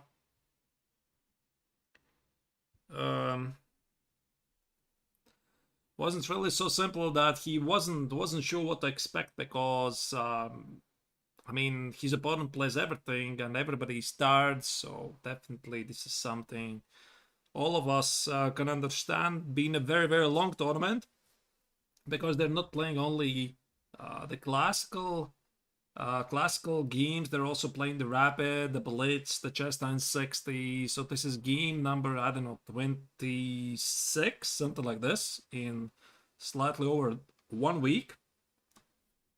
So yeah, definitely energy levels are dropping. But still, I mean, Gata managed to play a great game today. And what does it mean for the standings? Very quickly, I'm gonna show you maybe the overall standings. And here they are, and Gata scored a very important victory with the black color scoring 4 points by beating Alain Pichot. So now he is becoming a huge favorite to win the tournament. Obviously, Aleksienko and Sarin are still playing, but this already is looking like a very, very formidable lead.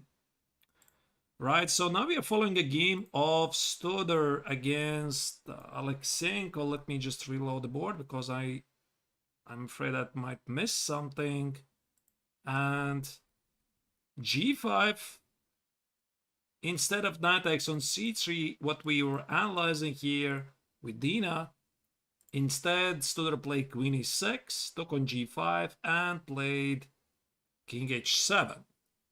Okay, I mean, I can understand this, but still the position looks just completely equal. Are you Dina back?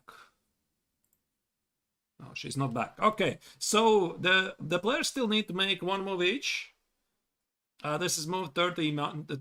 This is something we did not expect, but the pawn on c3 will fall, and thus this is just oh, wait a second. I might have muted you. Just a second. Sorry, Dina, did you say something? No.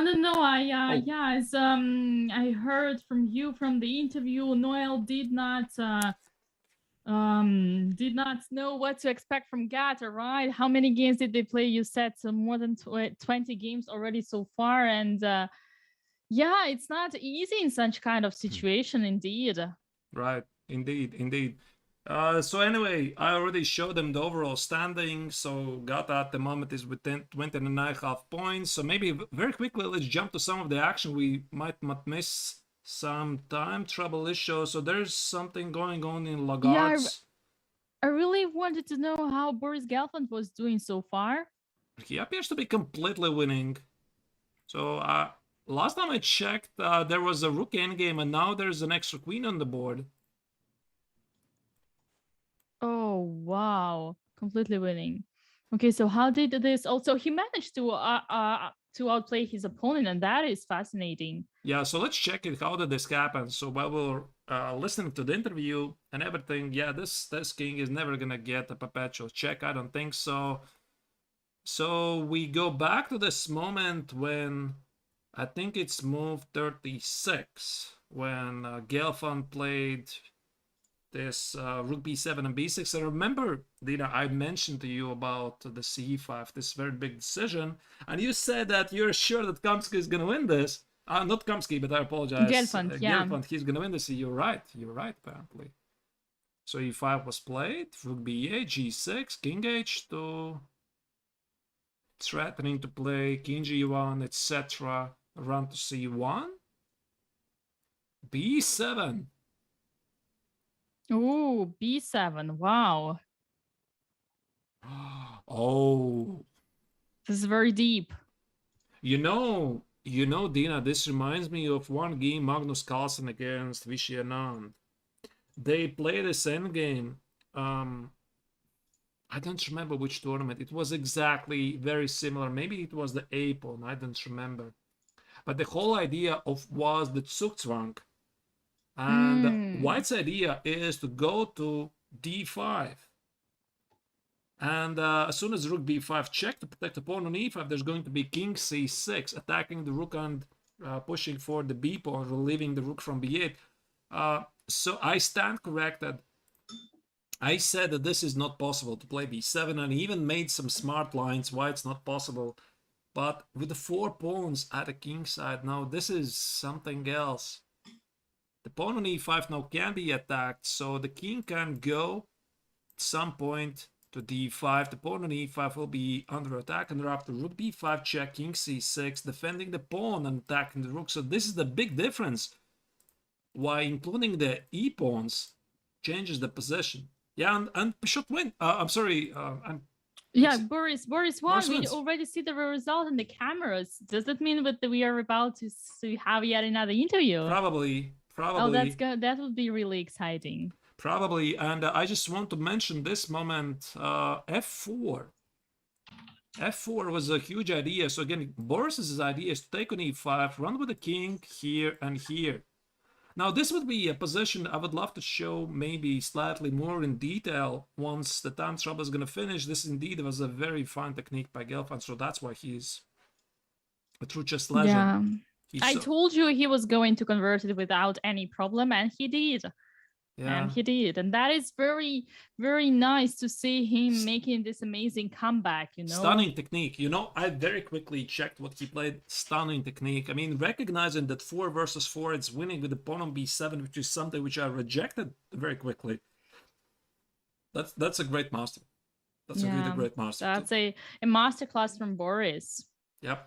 Indeed. And he didn't even need to use your plan with pushing the pawn on e5. Well, he didn't. I say he didn't need, but he couldn't because his opponent blocked him. But he still managed to just to put the pawn on b7 like this, bring your king, and then yeah, that's it. It just cannot stop you. Yeah, I think I'm gonna again switch to the interview. Just a second. Amazing, amazing. Okay. Be back in a moment.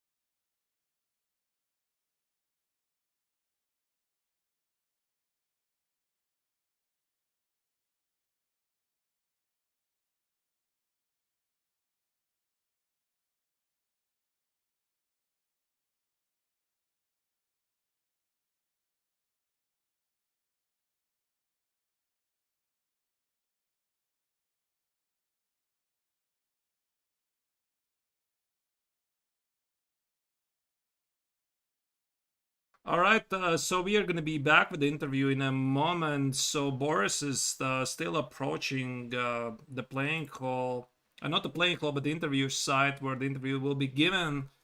Yeah, so maybe Angelica could ask him about the endgame technique, this amazing move b7, for example. Yeah, by the way, Angelique, if you're listening to me, this entire idea of b7, maybe he could explain how he knew the idea. Maybe you can ask him if he remembered the game of Carlsen against Anand. There's a very similar, yes, very similar endgame. I don't remember which tournament. Very similar, same idea of b7 and Zugzwang. The king goes to d5 c6. I'm curious about this. The camera is not working, by the way.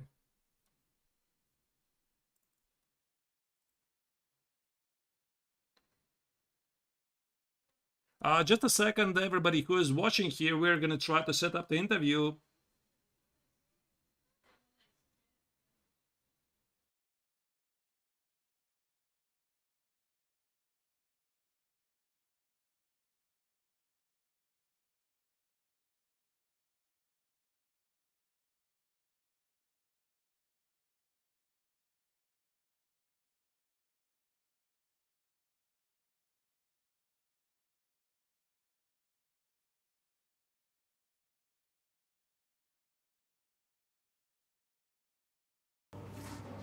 So we are having here Boris Gelfand, who just won against Maxime Lagarde in this very interesting rook end game.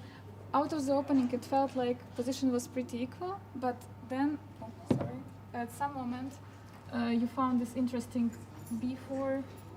1 second. And where is this? Here, after a6. Yeah. So this interesting b4. And rook leave to c. Rook to c2, yeah. Yeah. No, I think position. I think I felt that my position is better. Probably he played confidently. Probably he thought it's equal. And I think the very important move is knight d4 to exchange, because my knight is poor and his knight is defending, and we are left with 2 rooks and both the rooks and knight. But I think white are better. I thought some other tempting options, but then I decided I like this idea rook c2. Yeah. And probably, but the point here, okay, actually, you know, rook endgame is my, you know, favorite thing. I really even special recently the book went out. Yeah. And here, no, here's the main point f5 he had to play, because he was able to exchange 1 pair of pawns, and probably without, with 3 pawns, it's rather a draw. Because he was waiting, and this position is probably lost. Because I have a clear plan. Pawn goes to b7, and then king goes, and maybe it's a study-like draw. I think there were kind of couple of games. I think I remember that Spassky won against Tora in '82, and Karyakin won against Anarkiev, I think, in 2019 or something rapid. No, but the point here, I think the tricky thing is. Was this e5 the good decision for Black? Or Maybe not, but maybe it's hard for him to withstand, because I play anyway rook b8, and he can try to play king e5, maybe g6 here, and then rook b8, king e5. But it's tricky. Maybe I don't play king. Maybe I play king h2, for example. Yeah, first king. King h2 to wait. Not so easy, because now if king g7 I already maybe play e5. Not that simple. No, but here the point is that here is. I have a clear plan, because let's say if he waits like this, the plan is here. I go here. Okay, he goes here. I go here. He goes here. Let's say here. King d6. Always I play g3 and take f7. Maybe there are some chances, but here I think it's a very instructive win. King c2. Okay, he waits. And here. Here, okay, let's say g3 I place away, king c4 here, king c5, no, king c5, I play king d5, yes, he has to play f6, now I play king c6, oh sorry, king c6, rook c, alright, rook c1, king d6, he checks, I go here, rook b1, and now it's important I go to d8, because if e8, he has a check on b6. But here it's kind of okay, check b8, and we transpose to a one pawn game. And in the pawn game, it's already Yes, winning. it's a king is dominating. Wow, very instructive. Yeah. Yes, this is one of the ideas. And then, okay, after king f6, I'm not sure I would play f4. No, after king f6, I would run with a king. And now also I thought maybe, okay, let's say he waits, okay, he waits, but I'm not sure. I was not sure. I thought it's his best chance. But okay, I go here, he goes here, I go here, he goes back, I go here. Let's say if king e7, king d5. So he has to wait. I play king c5, he waits. And my idea here was to go here. He goes back, and I go here. Couldn't he play it earlier, king e7? But then I play king d5. Ah, then king d5. Then he could play king d7. It's very interesting. I mean, here, if he plays king e7, I attack a pawn. And again, if f6 is coming to the f6 same. rook h8. No, now it's yeah, rook h8. yeah, rook h8. So now he has to go back. I go here. King d7. He goes here. I go here. Now I have a threat. King f8, rook c8, and rook c6 mate. Maybe. So he has to go here. And now, again, I start the same story. I provoke f6. And I start the same story with Rook d8. rook with the opponent. Maybe not. Maybe king d6 is more precise. But okay, you see the idea. So even if he wouldn't play f6, it's. I'm not sure. Maybe it's a study like drawing. I have to analyze. It's really interesting. But once he played f6, it already felt a little Yes, bit but wrong it's a, that. no. The point is, if I play king g2 now after g5, probably it's a draw. Because, okay, I cannot take because he also gets counterplay. And now, the point is that here, okay, if you do the same, the pawn game is drawn because it will be, let's say, okay, no, not here. Okay, let's say rook waits, yeah? Rook waits here, rook waits here, okay, rook waits here. The point here is here, king c6, check, king d6, check. It's important. I think that's what Anarkiev missed against Karyakin. And rook d8, take, check, take, and now it's a time to take opposition. And it's a draw. Yeah. I think this is really beautiful. A very instructive pawn game. And it's an opposition, it's a draw, and a draw. Yes, white cannot do anything here. White cannot do anything. Wow. So I was in time to play f4. Luckily, f4. Yes. Very, very nice win. Congratulations on your time. Thank you. So yesterday was a rest day and also National Swiss Day. How did you spend it? Did you have enough rest for today? Yes, I think so. We had a tour and then I had some rest. So I think everything went well. Yeah. I recovered some energy. Yeah. So it's not clear because in the classical part you get for each win 4 points. Maybe you will be in time to catch I the don't lead. know. I'm but just looking at the board. Yeah, I don't course. follow. Yeah, last You're round. just playing, Last round we look at the points. of course. So good luck to you tomorrow in the Thank last you. two rounds. Thank you and see Have a you. nice Yeah, day. hope to have chance to show something. Yes. Nice.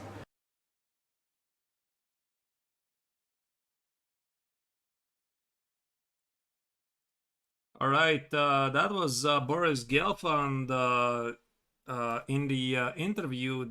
How did you hear the night? Yes, I have been following the entire interview. Wow, this is amazing. We forgot to mention that he actually released a book recently about the Rook Endgame. So, like we said, Maxime, who was facing Boris, who was facing that suffering, the French suffering for about like the following like 20 moves. We did not mention, but not only he was facing that against Boris, but also against the person who's just released the book about Rook Endgame. So it was like absolutely zero chance Maxime would ever save this one.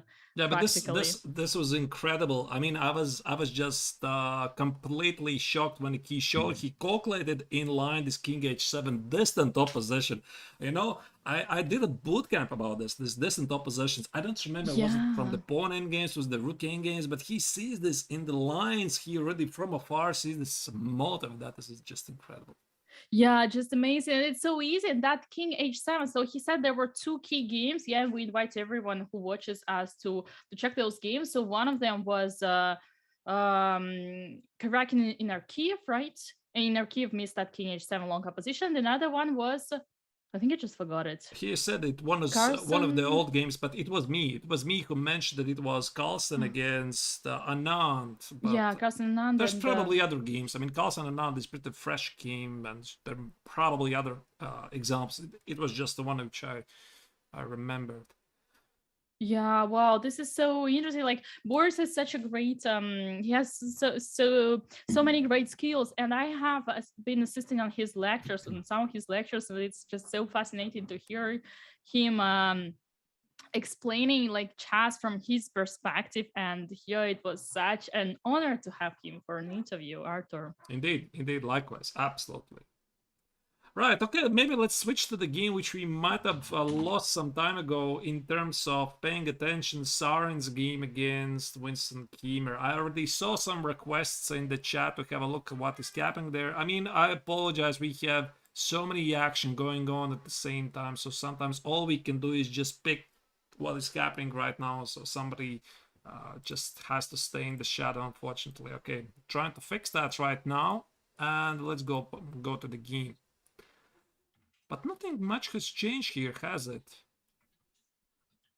So there was this trefold, quadrufold, how do you say that? Quadrufold, I don't know. Repetition? If there was one. Quadrufold. Quadrufold, I don't know. And yeah, and white definitely is pushing here. Rook b1. Wait, okay, that was this repetition. Wait just a second. Wait, they didn't do this again, did they? Rook e1, rook b1, rook e1.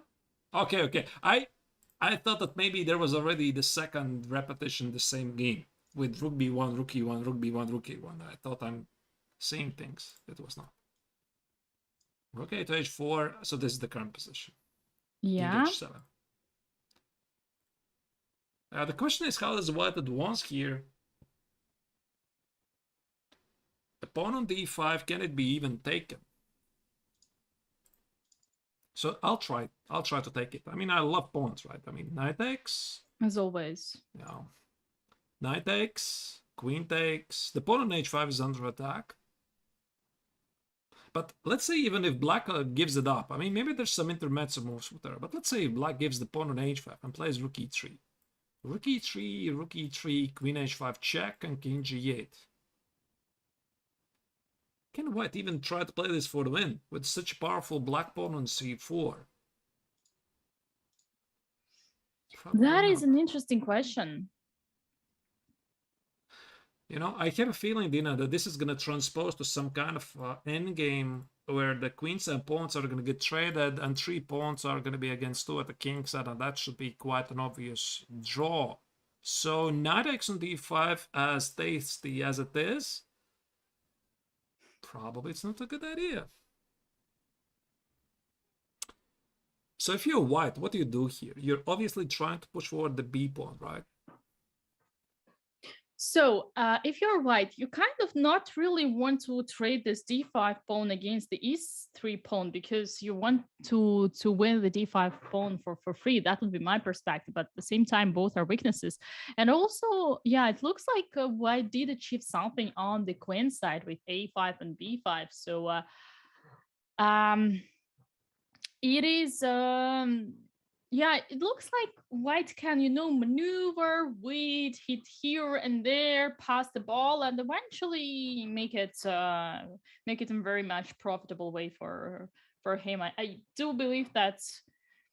I mean, if we were to make a bet, you and me, Artur, I would I'm all definitely, for bets. I'm put definitely on Nihal's win, especially now that he didn't let that threefold repetition, and I am pretty sure that he was like relieved when his opponent didn't go for that draw because he must have understood that he has some advantage. Yeah, I think definitely he has an advantage, but now that I'm thinking about this, I just try to understand what exactly is going to be his plan. So the last move, rook e2, he played, I think this is usually a kind of move that, okay, let's just wait for my opponent, right? Maybe my opponent is going to try to make a mistake or some forcing move which he's not supposed to do, for example, like trading the queens. Because let's imagine black just does nothing. Let's say black just plays king g8, king h7. how is white gonna play here? I think the only idea is push either b6 or a6 to protect the pawn on e5 and join the queenside rook to do something at the center. But how do you do that? Because let's say I'm playing with white, and now let's say after king g8, I'm playing rook b2, rook a to b2. But queen a5, the pawn on a5 is under attack. So I cannot do that. Okay, so maybe, how do I push the b6 pawn? Maybe a rook e to b2. But now the pawn on e3 is under attack. Okay, I cannot push a b6 by no easy means. So maybe I have to play... What do I have to play? I don't know, a6. But if I play... The a6 creates the b5 backward pawn. Yeah, but it also removes the pawn on a5 as a target. And maybe now there might be some rook a to d2. And focus on the pawn on d5, but... I don't think it's so simple, really. So that's why I think Sarin played rook e2. Now this is a trick usually that experienced players usually are doing this. Yeah, king g8 was played exactly. Kimmer is not gonna fall for this. You're just waiting for your opponent, because sometimes when you don't know what to do yourself, just wait for your opponent. There's always the hope. Believe in your opponent, but your opponent might be there for you. Try to help you. Because let's say if black plays something like, instead of king g8, he plays something like queen e5, trying to get to the pawn on e3. And now we simply take it, king f2, the pawn on e3 is protected, and now the b pawn push actually might work. So that's my idea why Sarin played rook e2. It's just a general waiting move. You just wait. It's not spoiling your position. And Kimmer caught it right away. He played king g8 and asking the question. I mean, what are you doing here? Where's your plan? But this is exactly what I said. This position requires long maneuvering and in a way waiting, but also improving and like doing all this Karpov style approach, and just sooner or later your opponent will eventually collapse under the pressure, and it is always way hard to defend and to increase your advantage. And also we shall remind that unlike in most of the classical events, here we have not 30 but 50 minutes increment after the move 40, and they have just passed the 40, so it makes Nihal having enough of time to understand how to play with this position. He did spend although already some time, because he's at 37 minutes out of 50, so he already spent 13 minutes with this rook e2, I believe. Rook e2 he spent, and now he's spending after king g8. Actually, king g8 happened, and this is the move that you predicted, right? I think it makes perfect sense. Congratulations. Thank you.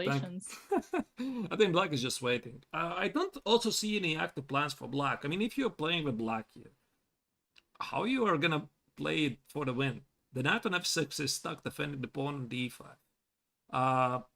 You need to watch out for the queenside pawn to organize at some point b6. You could play maybe for the pawn on h4 some queen g3, but it ignores what is happening at the queenside. Maybe actually, Dina, I paid attention to this rook e2. Maybe rook e2 also was a defensive move against queen g3, because let's say if black would play queen g3, doing something there. I had this idea, maybe there might... Okay, queen a7 probably is a possibility, but I thought about queen f4. Maybe it's ridiculous idea. Okay, it's ridiculous. Because my idea was, which is completely ridiculous idea, if twice takes on e2, I get some kind of an outpost on d4. So take on f4, take on e2, then the knight blocks the d4 square and the b pawn advances. But of course, last time I checked the rules of chess, I mean, you're not obliged to take, right? Last time I checked the rules. Yeah. Maybe something changed from the last time you checked it. When was it, like 25 years ago? Long time. No, but seriously, Dina, I mean, sometimes the rules, seriously, they change because... Yeah, well, the last change of the rules was 1st July 2014, and I do remember that. This is when the coefficient of 15 under 2400 became a coefficient 20. Okay. That was... Okay, now I'm going to check your knowledge of the rules, Dina. So if I make an illegal move in blitz, is it a loss or is it an awarded time?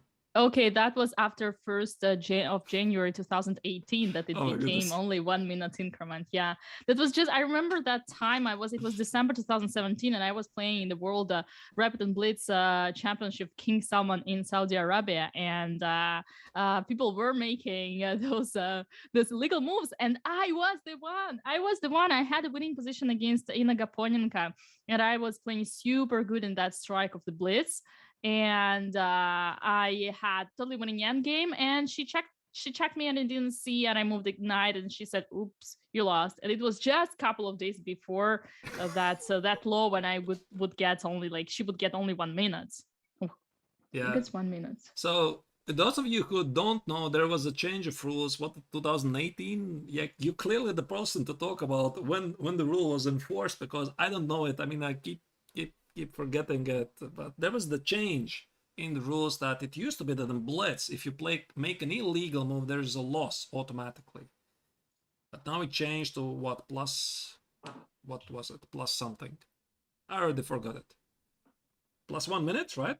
Yeah, I think it's +1. Yeah, Plus I think it's +1. I don't remember. I just in the remember worst case, it's gonna be +2. Okay, I just remember it's not a loss. It's not a loss Yeah, anymore. it's not a loss anymore, and you have it's gonna be lost only after second attempt. Right.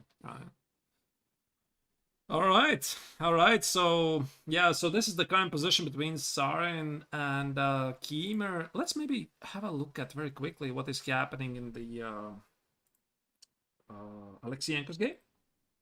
Yeah, Aleksienko. It's been a while we haven't looked at him, and that Queen endgame, you were so much interested, but also, okay, Aleksienko. Well, White's Knight has activated, finally, congratulations.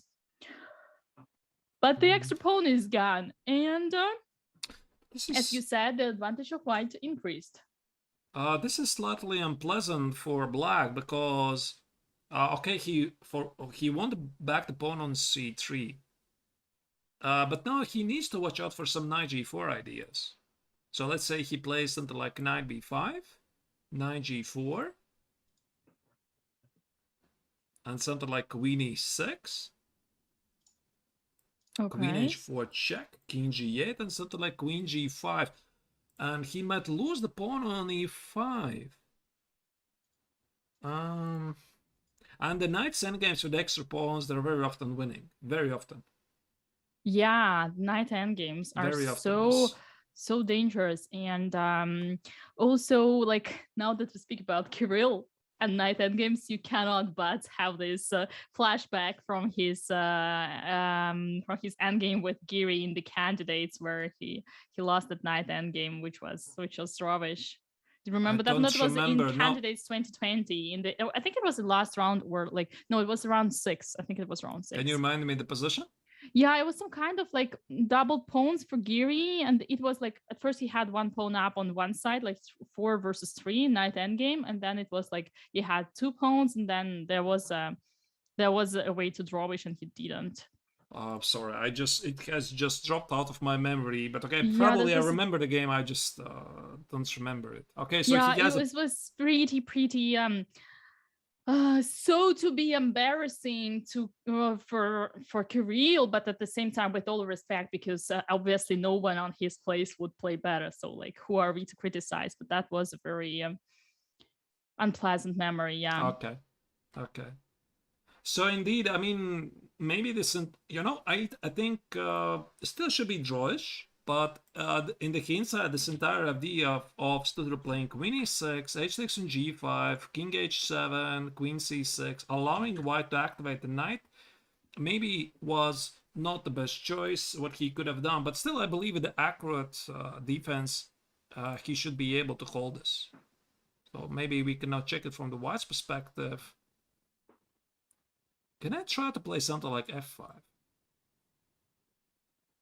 f5, e takes, I think you have to take, right? Yeah, you have to take e takes, g takes, knight takes, queen g6 check.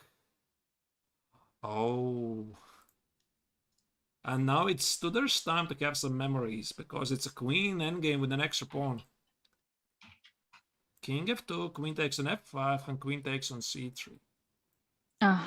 This is very deep analysis and eventually having this pawn up. But it's forced draw, no? Wait a second, let It me must check be it. forced draw. You don't have enough pawns here to win, and your pawns are very, very passive, I would say. Yeah, but e4 check, king g6, queen c6 check, king g. Oh, you just don't go here. No, no, no, no, no, no. Wait, I'm having a look at this fantasy line. I think a human being is gonna simply drop it at some point. So in the game, let's imagine Studer plays f5. Takes, knight f5, queen g6 check. The only move, I think, reasonable move is king f2, queen f5, queen c3. And now you need to probably draw a line right here because you simply don't calculate further than this. And if he calculates, let's say e4, trying to trade away the pawns, and then he can try to trade queens, because with the h pawn, quite obviously this is a drawn pawn endgame, right? Yeah. And e4 check, queen c7, king g6, queen c6 check, king g5. Now, how human is this? How human is this? Yeah, because queen e4 takes, king e4, that's a drawn endgame with 2 pawns down. Okay. Is this human? I don't know. I don't know. Is this very human to pick up? I mean, maybe. I think it's human enough. You need to still also calculate lines like h4 check. And see from afar the only move king f4. I don't know. I mean, because king takes on h4 is looking like a mate. Yeah, queen h6, queen h5, queen f4 check, king h3, queen g3. Thank you for the game. Yeah, so that looks lovely. You know, I have a bad feeling that it might be not so easy to calculate. Okay, let's. He plays something. Did he play 5? I don't think so. He played knight b5. Yeah, exactly. Because f5 again. f5 take. I'm sorry, not with the knight, obviously. E takes, g takes, knight f5, queen g6, king f2, queen f5, queen c3. Because if Studer can't go for this e4 endgame, he's gonna suffer for a long game, and he was on the other side inflicting this in this longest game of the tournament so far, in the game against Peugeot. They played 138 moves in the queen endgame in the next pawn. And e4, this line, I'll tell you honestly, Dina, e4, queen c7, king g6, queen c6, king g5, h4, king f4. And you still need to calculate all of those lines and understand you're not getting mated there with some beautiful intermezzo move, some diagonal checks. You just don't want to go there. No. And we have just seen the move. It is knight g4 that was played by Kirill. And seems like Noel is about to answer immediately with knight d4. Is it knight d4? Looking at the camera, I try to understand. Knight d4, so he is losing pawn by 4. So I think we already had the peak at this line. Queen h6, queen g5. Or maybe queen g5 right away. And he is gonna drop the pawn on e5.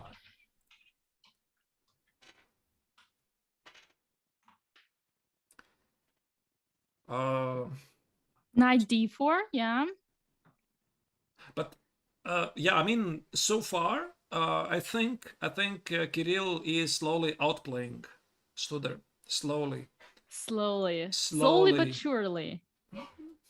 Yeah, if he goes for this knight endgame extra pawn, I'm not sure that Studer is sure he can save this, but maybe he had no better choice. But then again, this queen endgame, I'm not sure who would pick this up. I'll tell you honestly, Dina, maybe even some of the best players in the world would be scared to go this. Although, I mean, sometimes you need to calculate. Sometimes you need to calculate all of this. But, I don't know. Maybe he should have went for that queen endgame, being a pawn down, and then try to calculate also if e4 works from that point. I mean, I don't know, it's easy for me to say, right? I mean, I'm sitting here. Yeah, I mean, it's always easier when you have the engine in front of your eyes. Yeah. Right. You know, Artur, now that we are, we have been digging deep into this end game. There is also a game of, there was also one game that we didn't.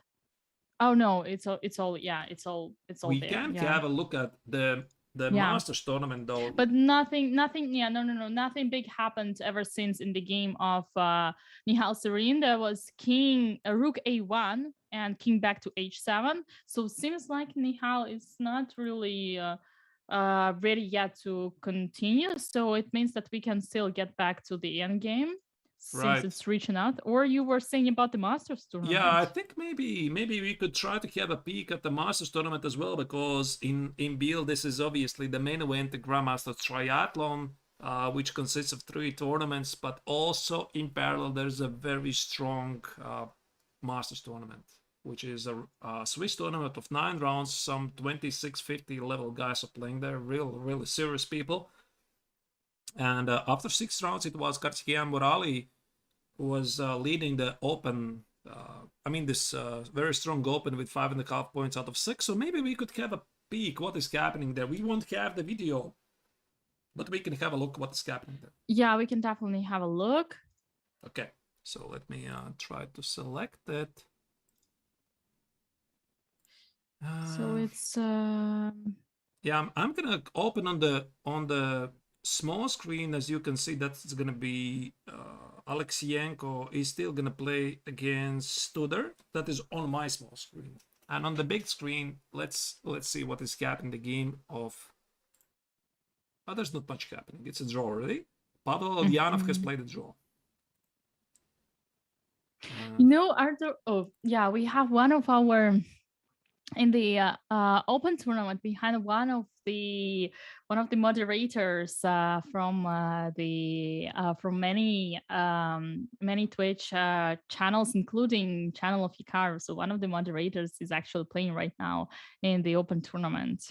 Oh, yeah, his name is Anit, and I see that he lost today. I think he lost today.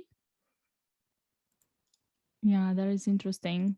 So yeah, go ahead. Which game would you like to have a look at? Probably the one which is running. Very quickly, I can browse through the boards. Pavel Ulyanov played a draw against the leader of the tournament, Kartikeyan Morali. Very quickly, I'll browse it. See what happened here. Okay, the Moscow variation of the Najdorf. H6, bishop e3. Quite a positional game. It used to be, at least.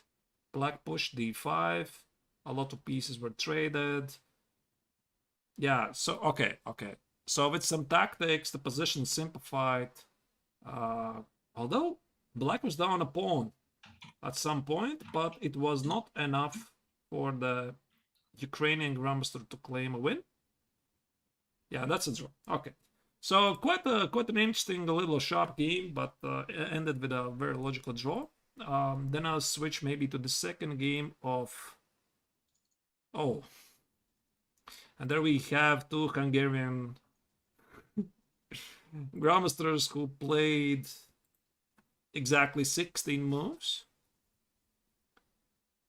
And they found a repetition. This is one of the known draws, yeah. Uh-huh. Yeah, are you saying it was it might have been an agreement? I mean, in the final position, sure. They were just from the same country. I'm sure they know each other for a long time. I mean, I don't know what their relations are, but I see 2 fellow very strong Hungarian Grandmasters make a quick draw. Okay. Both of them are quite happy with the result, probably. Gergely Kantor played the draw against Ganguly, Surya Shekhar.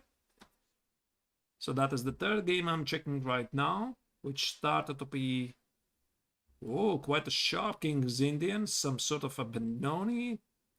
Yeah, I'm not sure what is this right now. So fast forwarding very quickly, knight e4, black got a decent position. Rook h4, wow, really creative game. Bishop takes on h4, queen a5, a4, rook e8, bishop d3, but the position sort of... Wow, check this out. Are you seeing this position, Dina? Bishop takes so once again, Kantor against Ganguly. Uh-huh. And yes, after move? Move 22, bishop takes on f3. What do you play here if you're white? Oh, This you this cannot is capture. Wow, rookie one is not human at all. Are this they? is nice. They should be checked for anti-cheating commission. No, I'm joking. No, but I'm joking. Wow. that's a great idea actually, because black is not in time to defend against incoming rook e8. For example, if wait, Yeah, it's an intermediate, in fact. yeah, rather than intermediate the move, so main. bishop g2 is going to be dangerous, right? Otherwise, after bishop g2, king takes on g2, you're going to trade rooks, because suddenly black is punished by the threat of queen e8 check, and queen e8 is impossible because the bishop on g5 is attacking the e8 square.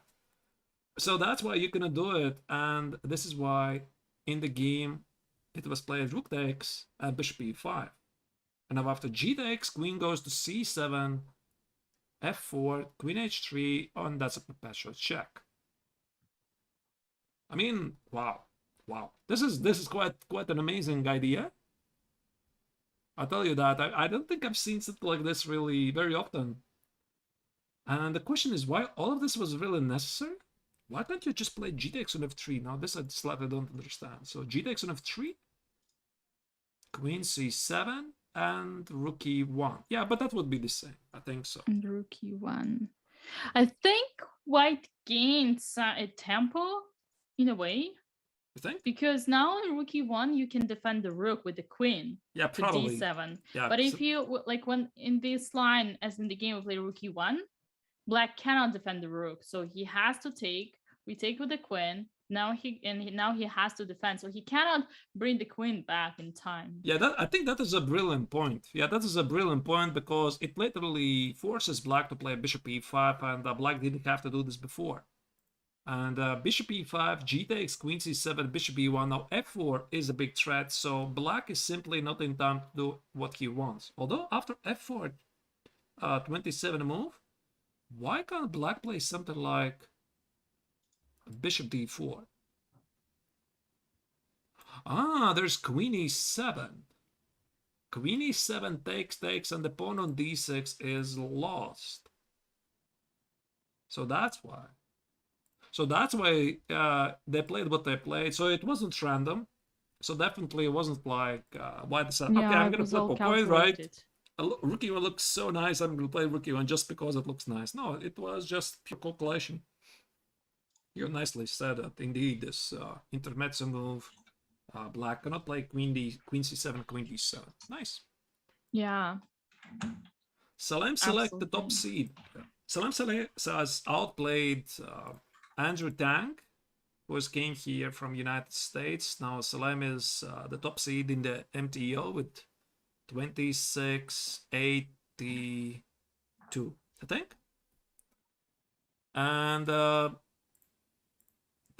Andrew Tang, also known as Penguin, he is a well-known Twitch streamer.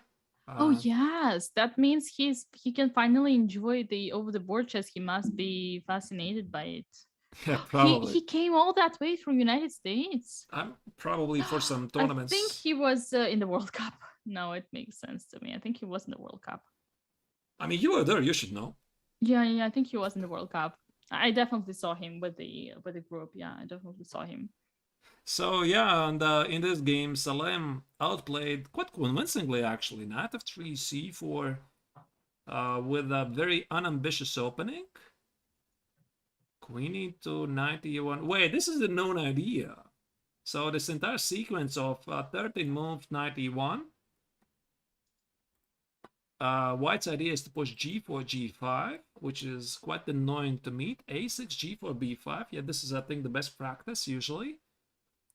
g5, knight e8, rook f3, and White is just going for the mate. No, it's very direct way of playing, but also the easy one. But I think Black's idea usually is some sort of f5. I mean, do you know this position, Dina? I seem to remember that some of the best practices for Black to hold this position is to play f5. I think 16th move f5 here. Maybe move 16. I mean, this is the typical idea to stop rook h3, but then again, I'm not sure. Maybe not here. Maybe it was after g4, not b5. Maybe it was knight e8, g5, and f5. Or maybe I'm just wrong. Maybe I'm wrong. Could be possible. But I seem to remember that this was a very typical defense for black. And he didn't do it. He played knight a5, rook h3, took on g2, and queen h5, h6. Although is there mate? I'm not sure. Knight takes on b5. Oh, check this out, Dina. Knight takes on b5. Now the idea is that after a takes on b5, g takes on h6, black cannot play g6 anymore. There's going to be h7 mate. Wow. Yeah, so knight b5, nice idea. G takes, completely crushing attack. Although the engine seems to have other thoughts. So there was a complete mess. Yeah, somehow engine doesn't is not as excited about this position for white as we are. I'm definitely excited. I don't know, the engine is not. Oh my goodness, what is this? So I'm just fast forward. I don't understand what is happening there really. Queen e3, a takes on b5. Rook d1. Yeah, so I think the bottom line here is that Andrew was in time trouble, and after rook d1, white is attacking, having some ideas, and he was unable to find a defense. He played king g7 and blundered the mate. Yeah. How did he blunder it? Yeah, king g7, queen g5 check, king h7, rook d3. That's it. Yeah, the position seemed holdable still, and yet he blundered. But you know what? Computer didn't see that at first, so apparently it wasn't that easy. Yeah, definitely not. I mean, it's a huge mess. But this entire idea of, I mean, Yeah. I think both players perfectly know the setup. So f4, a6, b5. Why a6, b5? Because I remember this was one of my recommendations also for black to play this, to meet this setup. So Andrew definitely knew the setup. It's not like he was, oh, what is this? Knight e1 f4 g4. You're supposed to know this line.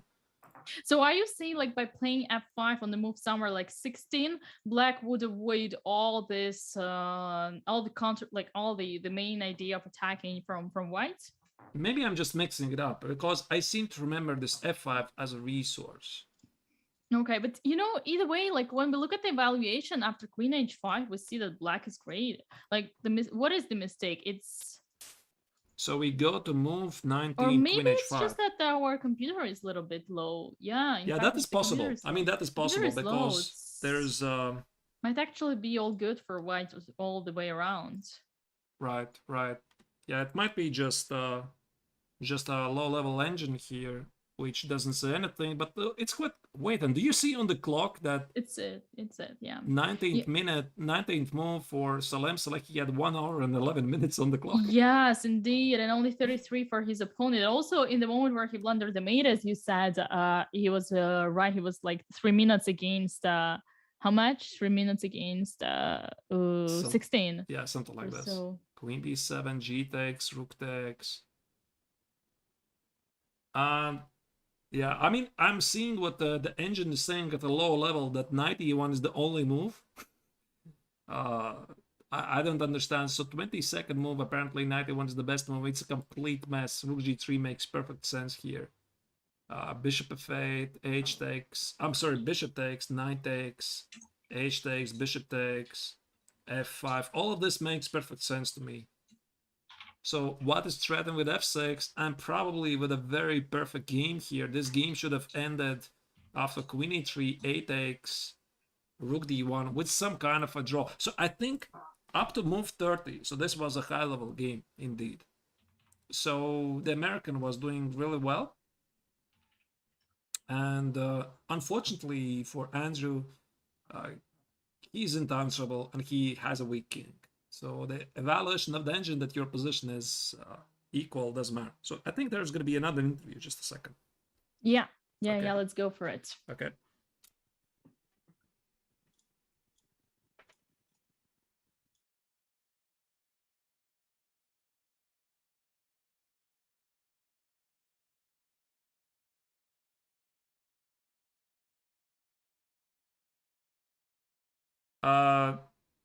So we are gonna have an interview very shortly. Apologize about that.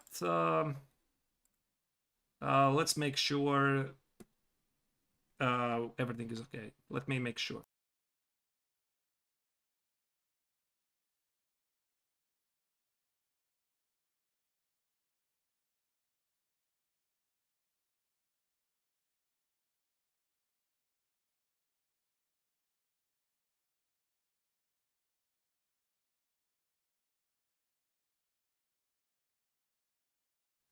Just don't go anywhere.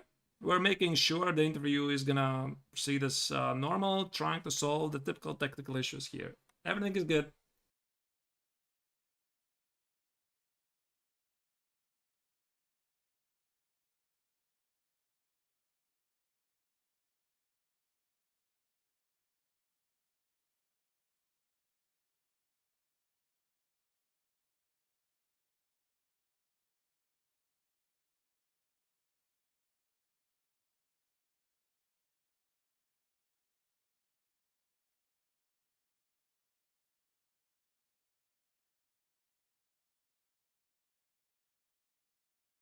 We're gonna start the interview in a moment. Please stay tuned.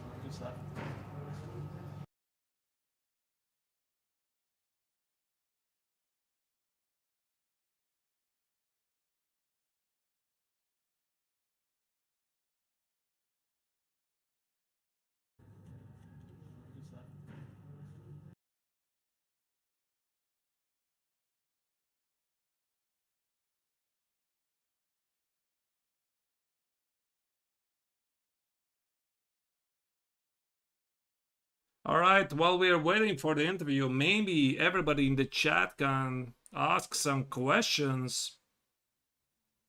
Some questions to the two players. It is going to be Sarin Nihal against not against, but Sarin Nihal with Winston Kiemer.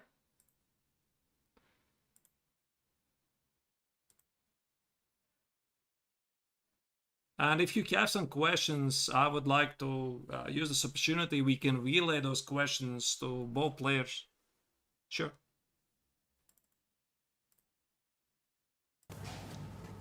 Arturs, we are starting now. So the game just finished. Nihal, Sarin and Vincent Keimer just did a draw. And it was interesting. So at 8th move, bishop d2, it was kind of rare move, but Vincent, you were prepared for it. No, I think that's absolutely main move. I mean, if main? you check with a new engine, you will see like every engine will give bishop d2 as the main move, and of course that's no surprise. I mean, that's, okay, I think I can start castle. It's possible. And okay, of course you could take then bishop a6 and some crazy lines, but it's 0-0-0. No one will play b6 without knowing it, I guess. Yeah, I mean, I just knew it's alright, exactly all the lines. I didn't know. I mean, there's even some funny knight, like bishop a6, you can take on c4. Yes, I and saw then this. b7, but there's knight bd7, and okay, it's just ends in perpetual. Yeah, I didn't see the whole line, but okay, I saw b7, knight d7 equal, and okay, it's not going to be fun for white. No, it's like, I think, then queen a4, knight c5, knight Queen. e5, sorry, queen a5, knight d3, king f1, knight f4. That's the draw. Yeah, king e1, there's a knight d3. question from the chat. Why did they But okay, did this not is of agree course to draw with Yeah, the trap? I saw this position and I thought, okay, it should be a little bit more pleasant for white, but not the way I played Yeah, it I for mean, sure. I know this position, but I think like with precise play, should Yeah, I don't know, probably I can go h5 already here, but yeah, I think bishop b7 should be normal. Yeah, rook ad1. Yeah, so interesting here at this moment. You spent quite a lot of time and you pushed h5. So what were your thoughts in this moment? Okay, I was more or less trying to remember what the right move was, because okay, okay, I mean there are some kind of ideas. Usually, sometimes white tries to go bishop e2 earlier back to prevent h5, and then I think I can go bishop c7 or something, and then still h5. Okay, some ideas like this, and maybe here there's also queen b6 pressing against b2.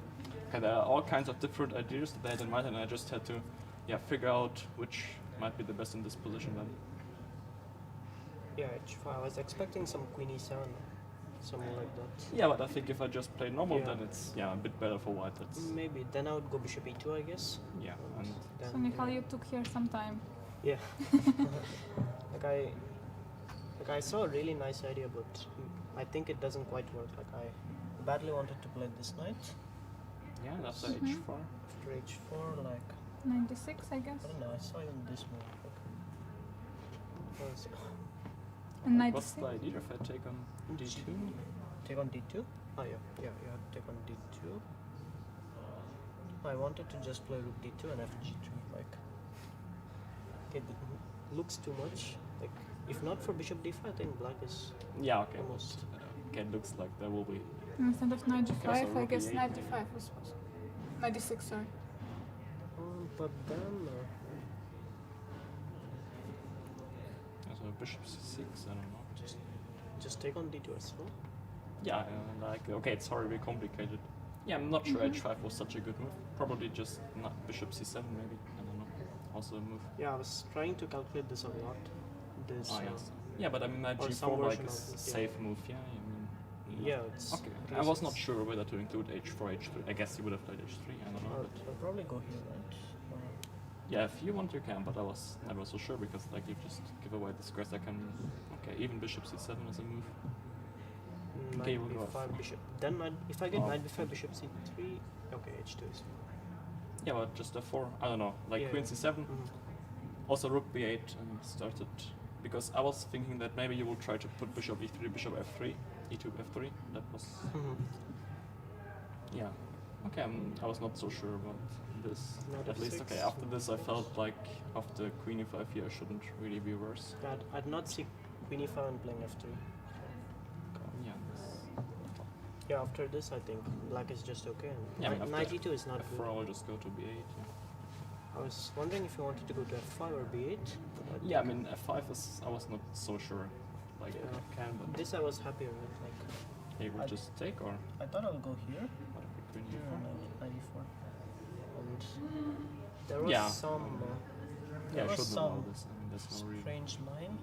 Like if rook d8, I think there is h3 and there's. Yeah, white does get out of the pin, I think. And Yeah, maybe a little Still, bit still better. around equal, but yeah. Yeah, but after queen b8, I don't know, but it's not so Exactly, easy. I lose a lot of I squares. thought bishop e1, bishop h4, but that's.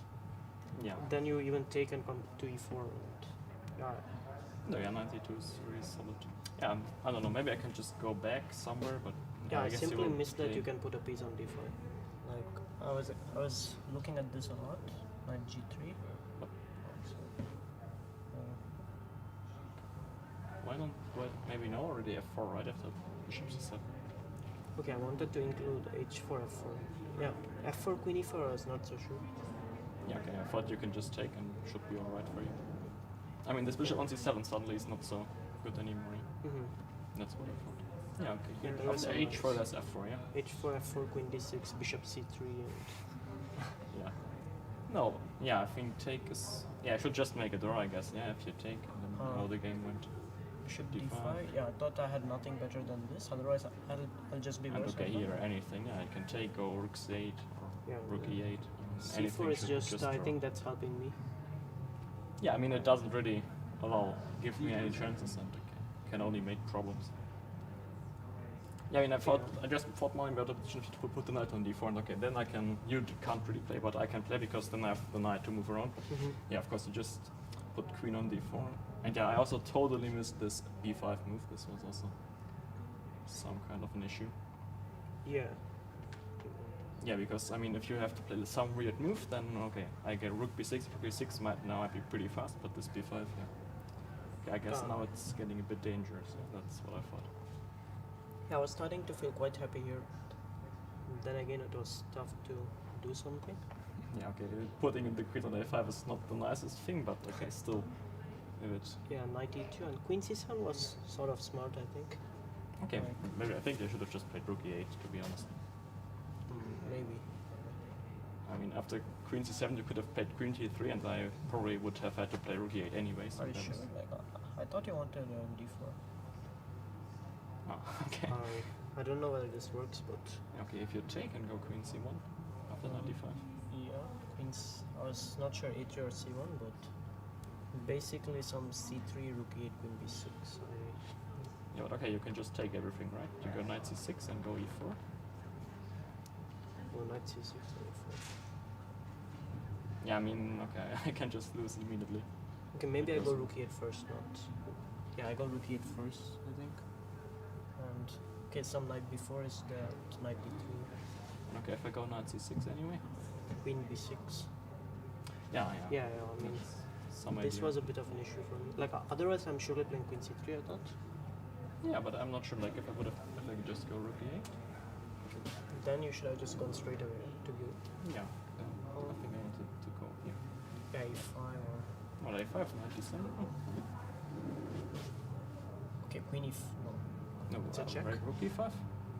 I don't know, I was seeing some lines like this.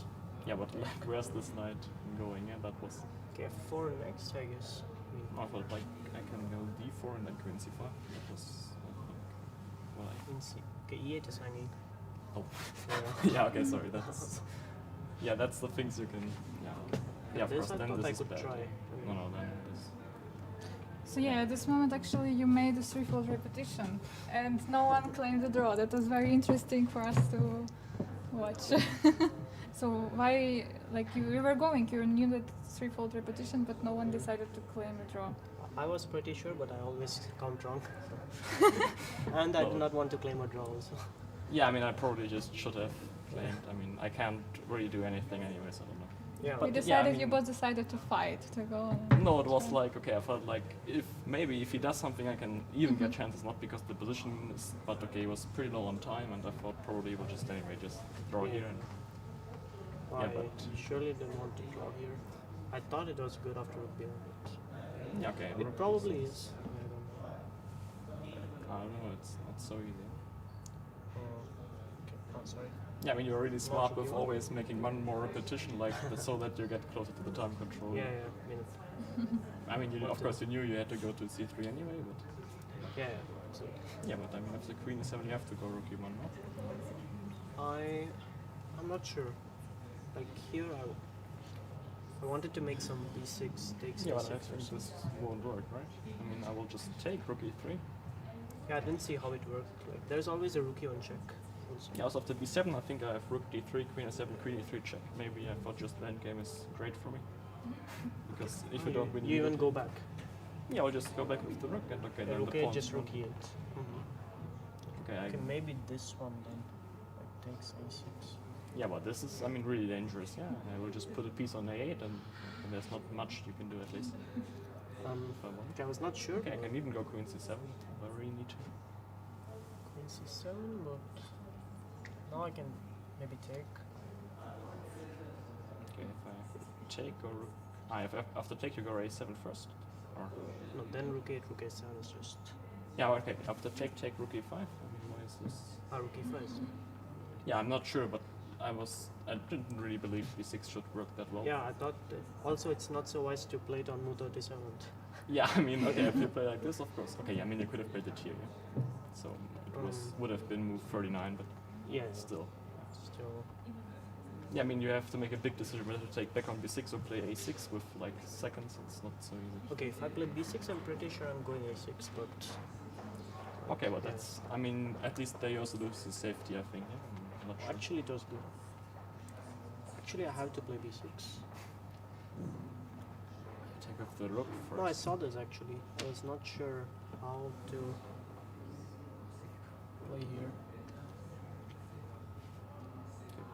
b7, Yeah, just b7. just b7. No, I saw something. Knight d7, I guess. But okay. I mean, right now, like king f2 maybe. Or even you just win the piece, maybe. Yeah, okay, this is for sure win. Yeah, we're just rook b6. Yeah, okay, I also didn't really calculate this. I saw rook b6, but Yeah, but like I think probably here is just more or less draw, yeah? yeah, here I think it's just. Yeah, I mean you I can't. don't I know. mean you have the opportunity to play this a6 move, but yeah, I was Yeah, but I also can lose not quite really easily, I think. as well then. Yeah, it's not. I saw this rook takes, but yeah, maybe I should have just gone for it. Like You mean for b6, yeah? yes, yes. Mhm. Like a b6 rook e2, I thought there was some rook e1 check and b7 was not in time for some reason. Yeah, okay, this is. Yeah, no, I just should have claimed threefold repetition as long as I could. That's for sure. I mean, it's not like this position is not pleasant. I mean, here I was happy because I realized, okay, the position still is not nice, but probably there's just nothing any of us can do here. So. Yeah, like okay, only I can win, but I thought at least. Like, I wanted to try some knight d1. Right. And okay, what's your next move then? Okay, maybe I can go 97. No? Not sure. Yeah, this was one option. Okay, I can go back knight c3 again, but Yeah, that's what I thought. Probably you will just. yeah, Okay, knight e5. Okay, I thought maybe I go knight f2, knight h3, but also you can knight c5, knight b3. Yeah. Sometimes. Yeah. Also, I don't know, like after f5 your tree might get trapped in some. Yeah, okay, I mean, I don't think I can really be better, but knight d1 also, it's hard to see a next move for you, even if I just play Okay, rook b2. But even then I'm not. c3 maybe, then you go rook c2. Yeah, maybe after rook b2 to go then knight d7, I think, okay, there should be enough. Yes, yes. Or also rook b2, queen g3. Yeah, also I think queen e5 was only. So like, just Yeah, okay, here this also looks. I mean, you have to Like- take and go to b2, yeah? rook b2. Yeah, but then also still d4. Yeah, okay, not Yeah, that. maybe still d4. Might even get dangerous for you then. No, but like knight d1 also feels wrong. I mean, okay, b6 was like, okay, it feels like the right move, but I was not sure it works. But yeah, something like knight d1 is, okay, at least to me, feels like the wrong direction. True, yeah. Because b6 was awaited like any moment. Yeah, sure. So, question to both players: how do you feel about your performance? What do you think about your performance right now on this stage of the tournament, Vincent? Okay, I think, okay, first game was of course a bit, yeah, unpleasant for me because, yeah, I don't believe that I played that great that I necessarily had to win, but of course, I mean, just giving draw in a winning position is not what you should do here, especially if the win is like even more than 2 draws. So that was of course a bit unfortunate, and also the rapid was really tough for me. Blitz was like, okay, up and down, and okay, I think for the classical so far, it's pretty solid. Mm-hmm. And Nihal, so you won Blitz and you was trying to catch in the rapid. How do you feel about your performance in this Yeah, I tournament? think rapid and blitz have been quite good, but classical, I'm yet to get a win. Hopefully. And Will be what do good. you think about this point system in Classic? Is it fair that for draw you get 1.5 point? Yeah, I think so. Yeah, you agree? Yeah, I think it's alright because of course in such stupid tournaments it's very difficult to get the win, so it's not like you can just get it any time. Yeah. I think that's alright, especially we also have so many points here, like there's so much fighting spirit, so that also like suits the system. Okay, so we wish you good luck in the next 2 rounds, Thank you. and you'll see Thank you. how the standings will be afterwards.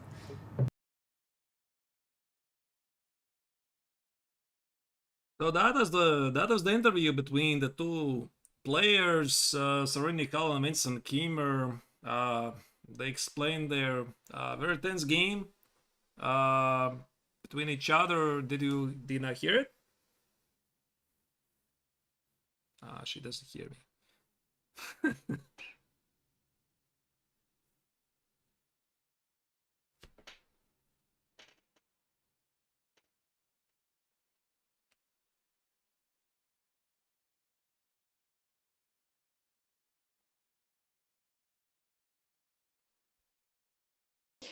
Be a viewer from our side and see how they're like sharing their thoughts. It's indeed very nice. I don't think we needed to disturb them. And yeah, so seems like they were what did they say? The joke was that Nihal said, I didn't claim the repetition because I don't know. I don't usually count well. Well, what did he say? Nah, I don't believe I it. don't usually calculate well. I don't believe it. I mean, Yeah, for it one was a second, joke. it was definitely a joke. Definitely, they knew what they're doing there. But okay, okay. So it was really well hard for a draw. I don't think that Nihal really had any real chances to win the game. He was better, I guess, at some point. Mm-hmm. But yeah, I think Vincent was quite confident, and exactly as he said in the interview, I just play King H8, King G8, and what do you know next, right? So it's not really exactly my thought process. I thought, yeah, exactly, what do you do here? So we didn't check it until the end, did we? Now there was no action, right? I mean, Rook A2, Rook A1, Rook A2, Rook A1, yeah, there's no action. And Nihal said correctly that maybe this B6, A takes A6 was an idea, but then again, he could have done it before the first time control. I wasn't sure. Do you play this at move 37? Probably not. I mean, here, maybe the opportunity was already gone. Either way, maybe I can show you the overall standings at the moment. Yeah, it's gonna be nice. So these are the pairings for today, and the overall standings are as follows. So there are 2 games still, I think. Let me maybe. There's one more game that is being Then- played. Then it's Studer Aleksienko. yeah. I stand corrected. So this is the current position, and Gata Kamsky at the moment is 4 points ahead of Sarin Nihal. So that is essentially 1 point in the classical tournament. Aleksienko is at 24, but he is still playing. Maxime Lagarde has fallen behind with 23 points, and I think it's already quite safe to say, Dina, that he's not going to be fighting for the first place overall. Yeah, could very much be. Could very much well be, yeah. Agreed. Right. So let's go back to the only game which is still proceeding, which is Aleksienko against Studer. And wait, what just happened here? 92. We left it after knight g4, knight e4. Queen g5 was played and not queen h6. Okay, maybe it's correct. And king h4, knight e4, queen e7, queen c4. You know, I had this idea. What if white plays king g5, king f6, and tries to use the king for the mate? Oh, there's an amazing idea. But okay, king g5, knight f3, king f6, and so let's say king g5, knight x and f3, and king queen f6. e6 and queen e6. Queen e6 takes. Yeah, probably it's a draw. It's a draw. But even you will take on, yeah. But even king g5, probably there's some queen c1 check, so you cannot go king f6. It's queen f4. Oh, thank you for the couplet, mate. Yeah. Yeah, mate.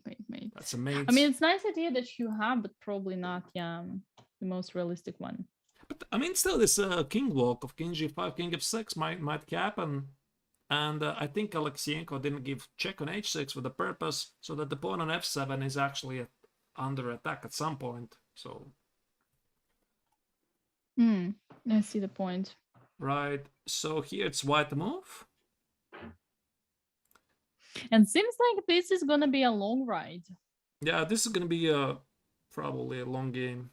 I have a feeling, but I'm still gonna obviously try to follow it as much as I can.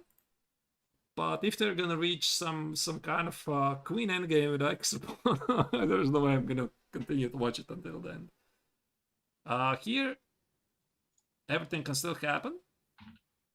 You know, maybe Dina, I understand you're gonna leave soon, right? Yeah, that is correct. That is correct, unfortunately. And we are left with one game only, and this game is an end game that is going to be there for some time.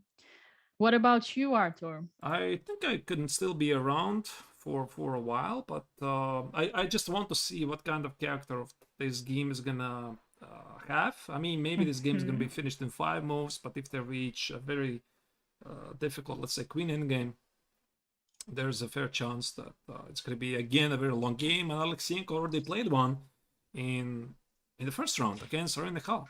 He already played it. I just wanted to make a short break. This is why I asked. Are you gonna Yeah. be still here? Yeah, seems like a good idea. I should follow your advice as well. Yeah, so I'm gonna make a short break for something like 5 minutes, and yeah, so I'll be back in a moment. Yeah, so you can also make a break, right? Or you're Yes, just message me 5 whenever minutes. you're It's back. gonna be 5 minutes. Yeah, just message me in Okay. Slack. Okay, take care. Perfect. Okay, see you soon. See you.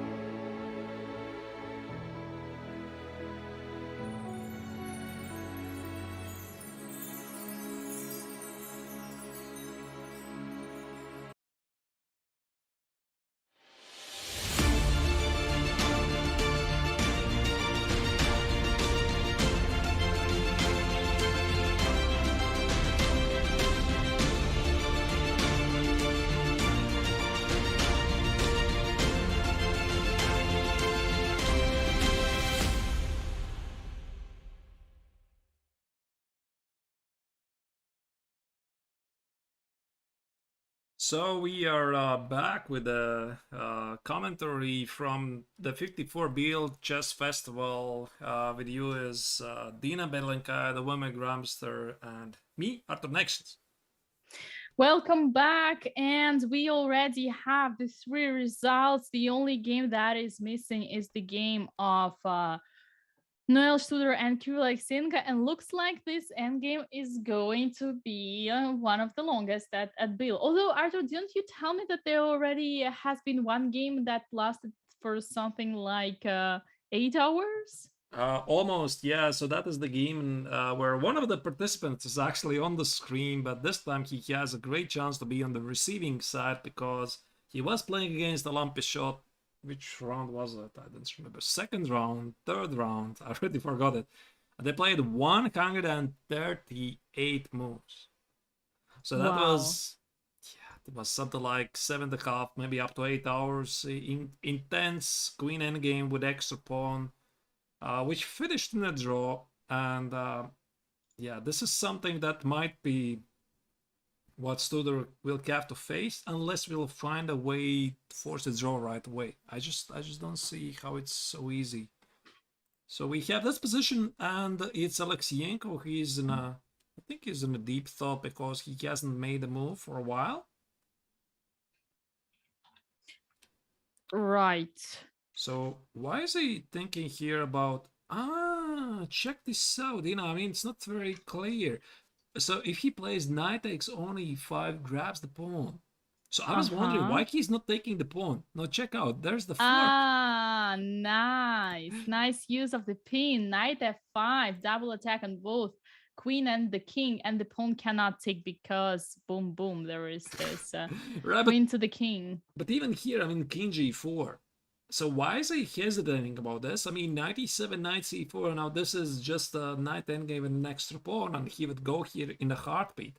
But I think after king g4, he is sort of evaluating what is happening after knight h6 check, and can black deliver some kind of a perpetual check? And probably he can. I have a feeling he can. So let's say something like the knight h6, king g3. King g3 and some kind of a queen f1 or queen d4. I don't know. Let's say queen d4. Queen d4. Threaten with queen g1 check. The only move is king g2, but this is not human. Like the only defending move is the move of the king, which exposes the king to the checks after queen d2. But then there is king h3. King g2, somehow... queen d2, king h3, and some kind of a queen f2, f4. I don't know. I mean, this is definitely something that's right now Aleksienko is calculating. Yes. Makes perfect sense. He played something else. Wait, what did he play? Knight f6 check. King g7. Knight e8 check. And then he's going to take on e5, right? I think so. Okay, so we have the moves. It is knight f6, king g7, knight e8, but this looks like a draw. Wait, why is it draw? I don't follow. So let's say king g8. Why not queen takes on e5? Oh, wait, that's a fork. Oh, be careful. Yet another Yet another say hi to the queen. Wait, that's just a draw, right? Wait. Knight e8 check. King g8. But now this is the draw coming. I mean, if this is White's idea, maybe he's gonna play something like something else. Knight f6 check, king g7, and wait. Well, but this looks drawish, doesn't it? How do you play here? Because there's knight f3 check always incoming. Yeah, it looks like I mean, could he blunder it? Maybe he. But I found it to be strange because I don't understand it. What did he miscalculate? Because knight x on e5 was a risk-free choice, right? I mean, knight x on f3. Obviously, he didn't miss knight f5 check. And if you want a draw, you go for a draw in this line. That's slightly strange. So king g4, knight h6. I'm not sure how human is this line. So king g3, and I'm just imagining myself from Aleksienko's point of view. If I want to make a draw, I go for this line, right? I still try to play, take the extra pawn. If there's a draw, there's a draw. I think he miscalculated something. I think so. I mean, it makes no sense really. I don't think he's gonna fix the draw up by playing knight f6 or knight e8. I just don't understand what exactly he miscalculated. Yeah, that makes perfect sense, to be honest. Yeah, what did they miscalculate here? Not as maybe. I'm trying to understand. Queen e5. Oh, come on, no. There's no way. I mean, I can miss this, right? And I missed it, but there's no way Aleksienko missed this. So must be. But Queen look at f6. him. He looks like he's in a way surprised. And look at Noel. Noel feels so much relaxed right now. Wait. What about Queen f6? Queen f6. I mean, threatening with a mate on g7 and protecting from knight f3. This must have been Kirill's idea. And Queen f6. And even Whereas king knight f5. f5 Knight f5 check. Okay, I mean the king goes, I don't know, to where. g4, only G4? move. And now, what is your threat? You don't. Yeah, there's no threaten anymore. threat. That's a very good point. There's no threat. But you like I cannot move the queen far away because you will take the knight. But computer suggests queen f1, and now after e takes f5, there is just a perpetual. Finally, the perpetual that you have been hoping for so long. I know. I've been hoping. I was sort of predicting this might happen, but I'm just trying to understand exactly where is Aleksienko's idea. I don't believe he went here for a draw. So he saw something, and now since he's sitting now. Yeah, he sits like he wants to make the move. And now he realized something. I know this look. I know this look. Yeah, you wanted to do something. You pretend you're confident, right? But well, you're surprised. No, I mean, I play. Let's go back to this move. So here Aleksienko played knight f6 check, king g7, only move, right? You cannot miss this. Knight e8 check, king g8 is the only move. So all of these are the only moves for black. So obviously you had prepared to do something here, and now he saw something. I just noticed, look, he saw something which he did not see before. Mm-hmm. And that's why he's thinking here, because those were the only moves for black not to get mated right away. And that's why he's now in the thought again. And okay, now there's no way back now. You have to probably repeat the position. And if indeed this game is gonna finish in a draw, now this I think makes a perfect question. What exactly he missed here? I think he's gonna answer it himself. Yeah, unless he's going like to be extremely disappointed by this result and refuses to give the interview. I hope not. Yeah, but Noel will be there. No, Noel definitely will be there, and I have another question for him about the opening. Yeah, has he seen my course? So this is a question I've prepared for him for a long time, but probably not. Yeah, but this is what I want to ask. Yeah, this is the question. This is way more important. Like, have you seen my course? Is way more important than what did you miss when playing this knight f6. Right. I mean, I'm interested about both questions, of course. So yeah. So I don't know what else. What else is here? So it must be queen f6. I mean, it must have been queen f6. His idea. Knight e6 makes no sense. There's at least queen e6. This is not what you prepare. So his idea was to deliver kind of a mate. And the only idea I can think of is queen f6. And I'm not sure if he missed knight f5. But how did you miss knight f5 if knight f5 was there before? Strange. Yeah, could have been the fatigue. Yeah, I think it's everything together. Yeah. How many games you said yourself? Like 22, 23 games so far? I can and go also for the World Cup just before with all the stress and everything. There you go. Indeed, yes. And he also played at the World Cup and has a very tough schedule. So this is round 5 of the classical game. They played 14 blitz games. They played, I can calculate now, 14 blitz games, 7 rapid games, that's 21, 7 Fisher random, that's 28, and 33rd. This is the 33rd game in about 1 week. Okay, the blitz games, maybe they don't matter really, but it was 14 rapid games. It's the 5th classical game. And there's also the thing which we are not seeing, which is the preparation. You're just not Yeah. seeing it. You're preparing like Yes. mad for this tournament. You're not like going there working for 4 or 5 hours on the board. You invest all of this time at the hotel and before that. It does take a lot of energy and strength. That is absolutely true. Yeah. So I mean, I know from my personal experience that I've, for example, sometimes I've analyzed the game, prepared for it more than the actual game. Yeah, it has happened before. And So what, like, in general, like, whenever you prepared for so long, what were the usual results?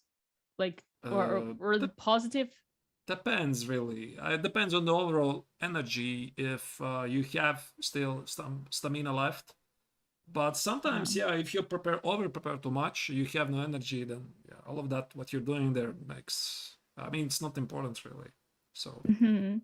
Makes sense. So this is round 5. There's a question in the chat. Round 5 of round 7. 2 more games for each player. And yeah, I think he missed it. I think it's official. You can see in his face. He missed it. I don't know what he missed. I can guess Queen f6, Knight f5. Some deeper calculation. So it's going to be... Wait, Knight f6 check, King g7. Maybe he can still try to play this with something like... Knight d7. With Knight d7 is Knight f5 fork. You cannot do that. Again, the same fork. They have just made the moves, Knight f6, King g7. So we have already 2 repetitions.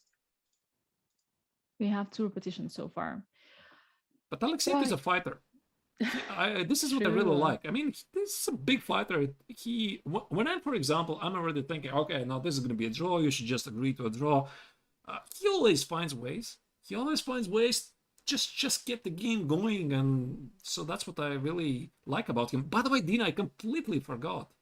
I wanted to show you the viewers the amount of time the players have spent at the board. Oh yeah, that was amazing statistics of yours. Amazing statistics. It's by the organizers, but I just want to show you. Here you go. This was the statistics done before the 5th round. How much time the players have spent at the board. And Aleksienko in 4 games had spent almost 21 hours on the board. Incredible. I mean, I just don't see how is this possible, because I can speak about myself. I'm usually walking. I just cannot sit there for so long. So Aleksienko is the biggest hard worker here. Yeah, you mean in Biel? Yeah, this is this comes from Biel. Yeah. Yeah, and Lampe shot is the second, but I'm not sure if that is related to his long game of 138. So they play this crazy long game, him and Studer. So I'm not sure how really objective is this, because they did spend almost 8 hours, the longest game. But still, this is the graphics, as you can see, and Aleksienko appears to be the hardest worker of them all. Yeah, that is impressive, and that actually might be the reason why he could have blundered something here, simply because of the fatigue.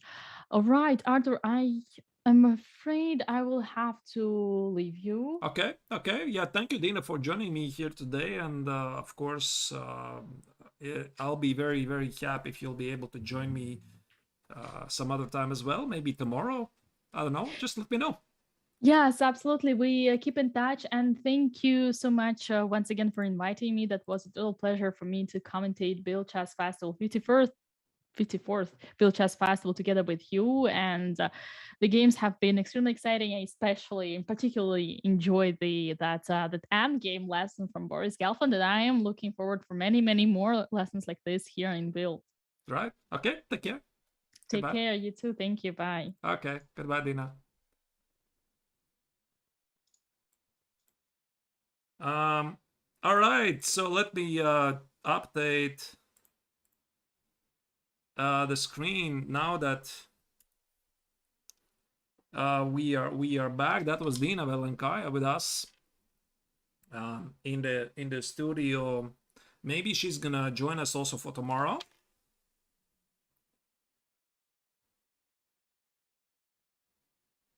And yeah, so the only game continues. So the question is how long I'm going to continue this coverage. It really depends on the character, the position. So here, Aleksienko is still fighting. Obviously, he's still fighting. He's not agreeing to the draw. And again, this is what I mentioned, is that normally I would probably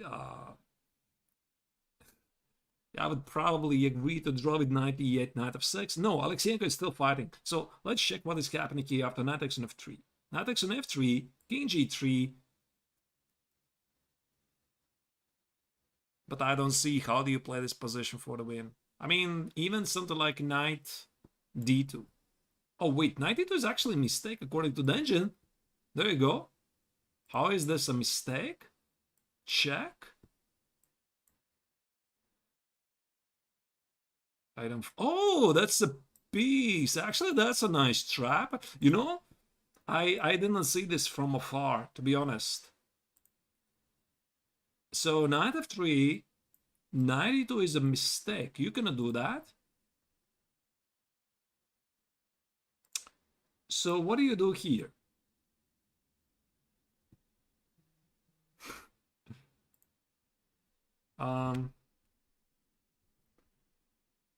I guess not knight e2. Everything else is just fine, not knight e2. Maybe something like knight e4. Yeah, I guess this is more human. Knight e4, queen e5, king h7.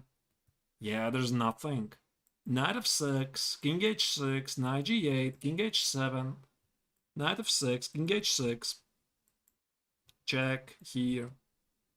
Yeah, nothing is happening. So I think Aleksienko has selected the last trap. The last trap for his opponent. After knight f3, king g3, maybe he's expecting him to try to play knight d2. And knight d2 is a very human move, by the way. But I don't think that Studer is going to fall for this. So I want to remind you the schedule for the remaining 2 days, because Biel Chess Festival is approaching its finish. And today is Monday. They play 5th round. Tomorrow, they play as usual. And I'm going to start my stream at 4:30 Central European Summer Time until evening. I'm not sure yet if Dina will join me. If she can, she is definitely going to join me. On Wednesday, we are going to start earlier. So on Wednesday, it starts at, I think I'm going to start the stream at 2 p.m. Central European Summer Time. If you're not sure, you can go over to my Twitch channel and check whatever I have written there in the schedule. Yeah, I just don't remember from the memory, but on the last day, which is Wednesday, the coverage is going to start sooner. So usually this is a very normal strategy from the organizer's point of view, because everybody wants to leave typically in the last day. So a lot of players come for the open tournament, and it's very common to organize the final round in the morning. So something like 11 a.m. or 10 a.m., sometimes even 9 a.m., so that the game finishes something like at afternoon, and then everybody leaves in the evening. So if you start the final round of the tournament of something like 4 p.m., nobody can leave it, and they have to like wait another day. So usually in big open tournaments, it's a common practice to organize the final round in the morning. And also this is happening in Biel. So Studer knows. I think he knows that Aleksienko missed whatever he missed. I'm not sure what he missed. He's just making sure. He knows he's very close. He knows the cost of the blunder. He has already done it before. He blundered badly by rushing, although it was in time trouble, against Alain Pichot, and he was suffering a long time after that. So he's making sure he sees the draw. After knight takes on f3, king g3, and it's a draw. Instead of knight f3, I'm not even sure there is need for something else here. So knight takes on f3 is a move that pretty sure that Studer is going to make. I just checked what the engine is saying. Engine is, for example, suggesting also queen c3, but this move makes no sense. Just absolutely no sense. Queen c3 allows queen takes on e5 check, and this is definitely something that Studer is not calculating here. He's only looking at knight takes on f3, king g3, and the question is, where is the knight going to go? I think his thought process is, if white has some ideas here, takes here, knight e4, queen e5, king h7. He makes sure that this position is working for him. He probably already has calculated that everything is good, but still White has some ideas here, like giving some checks. I mean, White is, from a point of strength, delivering a perpetual check. He's just making sure if he's not missing anything.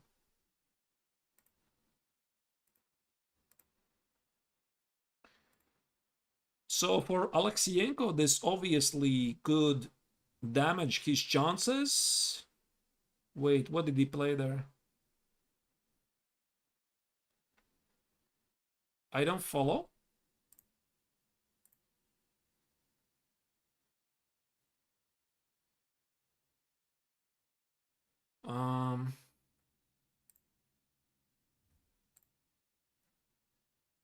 He played something else, I have a feeling. What?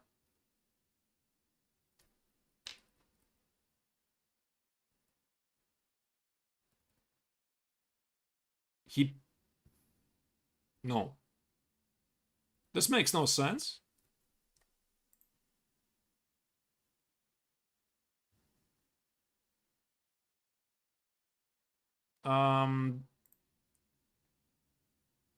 Wait. Wait a second. I don't follow. Was there some mistake with the transmission? Maybe we're getting the wrong game?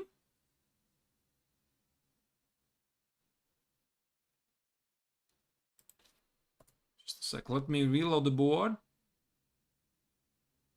I don't follow. I mean, I have the move in the transmission. He played King H7, which I don't understand. Why would you do something like this?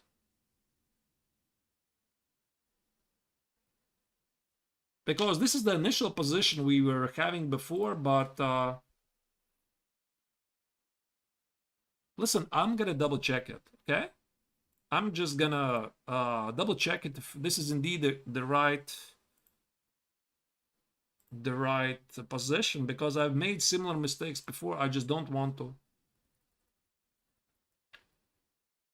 And indeed, he played King H7. Now,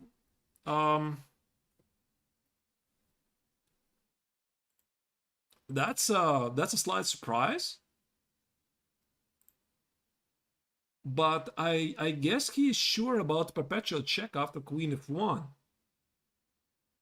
Maybe it's a draw indeed.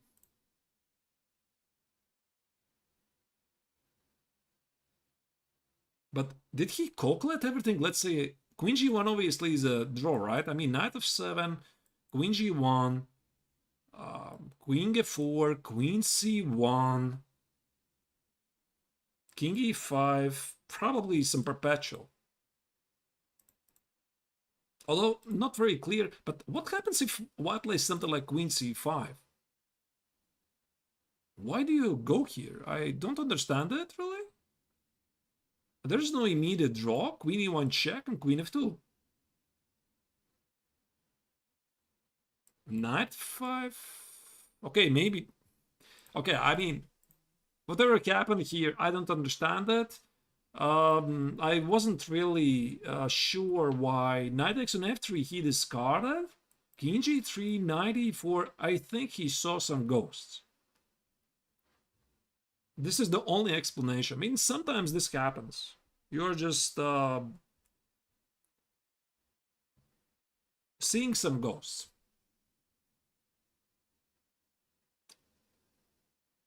So, I'm not sure what they were really. I mean, Queen F6 is going to be King G8. There's nothing. And Queen E5, King H7. Maybe he suddenly hallucinated that something is here. But I'm not sure what exactly. Maybe some Knight E8, but some mate, but you also have pieces here. And the White King is very much exposed. So I'm surprised. So let me reload the board. And Queen C5 is played. And now it's not so simple anymore. Very strange decision by the Swiss Grandmaster, but maybe it's still okay after Queen E1 check. Let's see what happens here. Queen E1 check, so Queen F2 would allow to play Knight F5. takes and queen takes on e5, and this is good, yeah, because he wins back the pawn. So queen e1 check, if white is going to play something like king g2. Where's the draw? I don't see it right away. Maybe check? Something like queen f2? Check? Check? Not very obvious now. I think Noel knows this.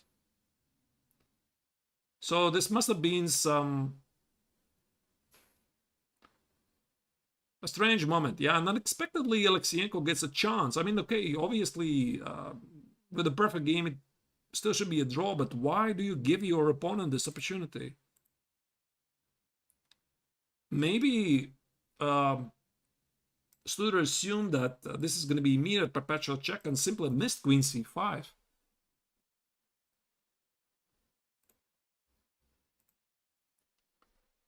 Yeah, and the knight on h6, indeed, as the dear chat mentions, is slightly disconnected from action. So the only way to bring it into the game is to play knight f5. And at this moment, it's a very big psychological moment. How well do you handle your nerves? Because, yeah, as you can see, he has just grabbing the head and he knows he misplayed something. And now he's kicking himself. There is no immediate draw. And sometimes this is a very difficult and challenging moment. So you need to calm down yourself. And it's difficult because 2 moves before, it was a dead draw. And now you have to work on the draw.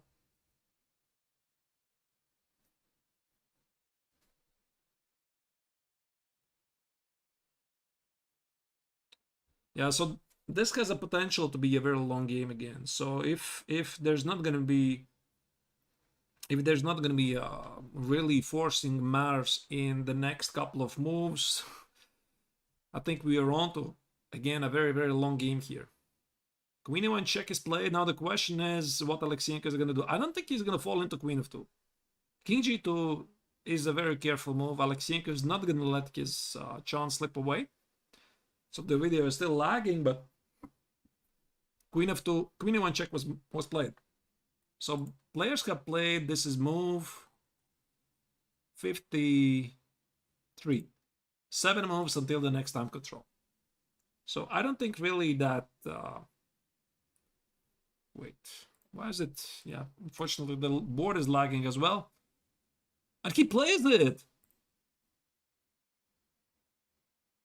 So that's a mutual blunder. Wait, okay. I mean, this is tiredness. This is tiredness, my friends. So the video is still lagging and queen f2 is on the board and knight f5 is on the board. So king g2 can't be played, so you can only write this down to tiredness.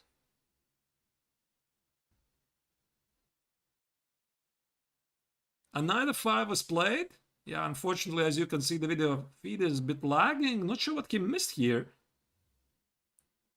King g2, knight e3 check is a draw. Now this is a forced draw. Yeah, this is just tiredness. I don't think there's any other explanation to this. It's been a very, very long tournament. So instead Aleksienko had to play king g2, the careful move. I thought this is an easy move for him, but he missed it. So king g2 to avoid knight f5 check.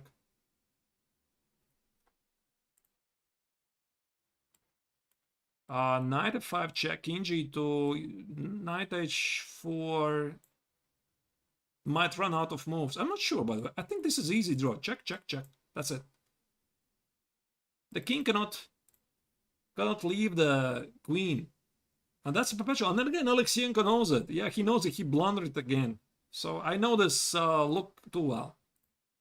So king g2 had to be played. King g2 with the idea that after queen e2, queen d2, whatever, I don't know, maybe queen f2, maybe king h3, this still would have been a game. So like I already said, we can write this down to tiredness. Yes, this is a draw. Draw agreed. big save. For Studer, I think it's fair. I think it's really fair. Studer played a fine game. Overall, some minor mistakes. As you can see, he's very tired. I can see that in his face.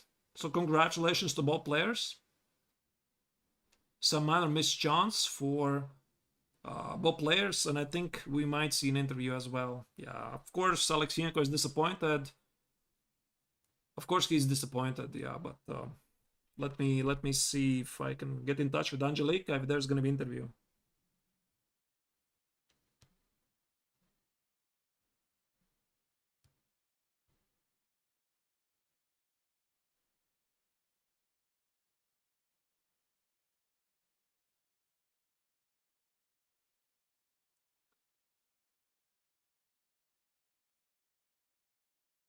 Hello, Angelique. Is there going to be an interview?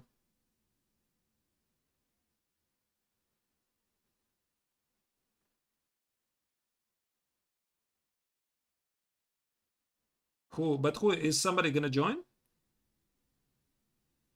Yes, please ask him about the opening. Please be so kind.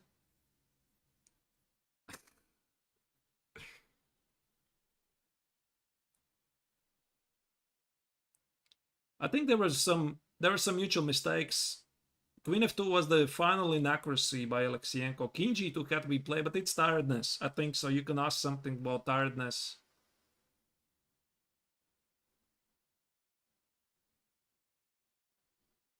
So there's going to be interview, at least I hope so. I'm not sure if both players are going to join it. You can ask your questions in the chat. I can try to relay them to the players. Let me see if I can get the interview running. Yeah, the video is not working. Waiting that the one is going, the game will last so long. All right. So, yeah, the interview is going to start shortly. Both players are definitely tired, and Angelica is going to ask. Okay, here we go.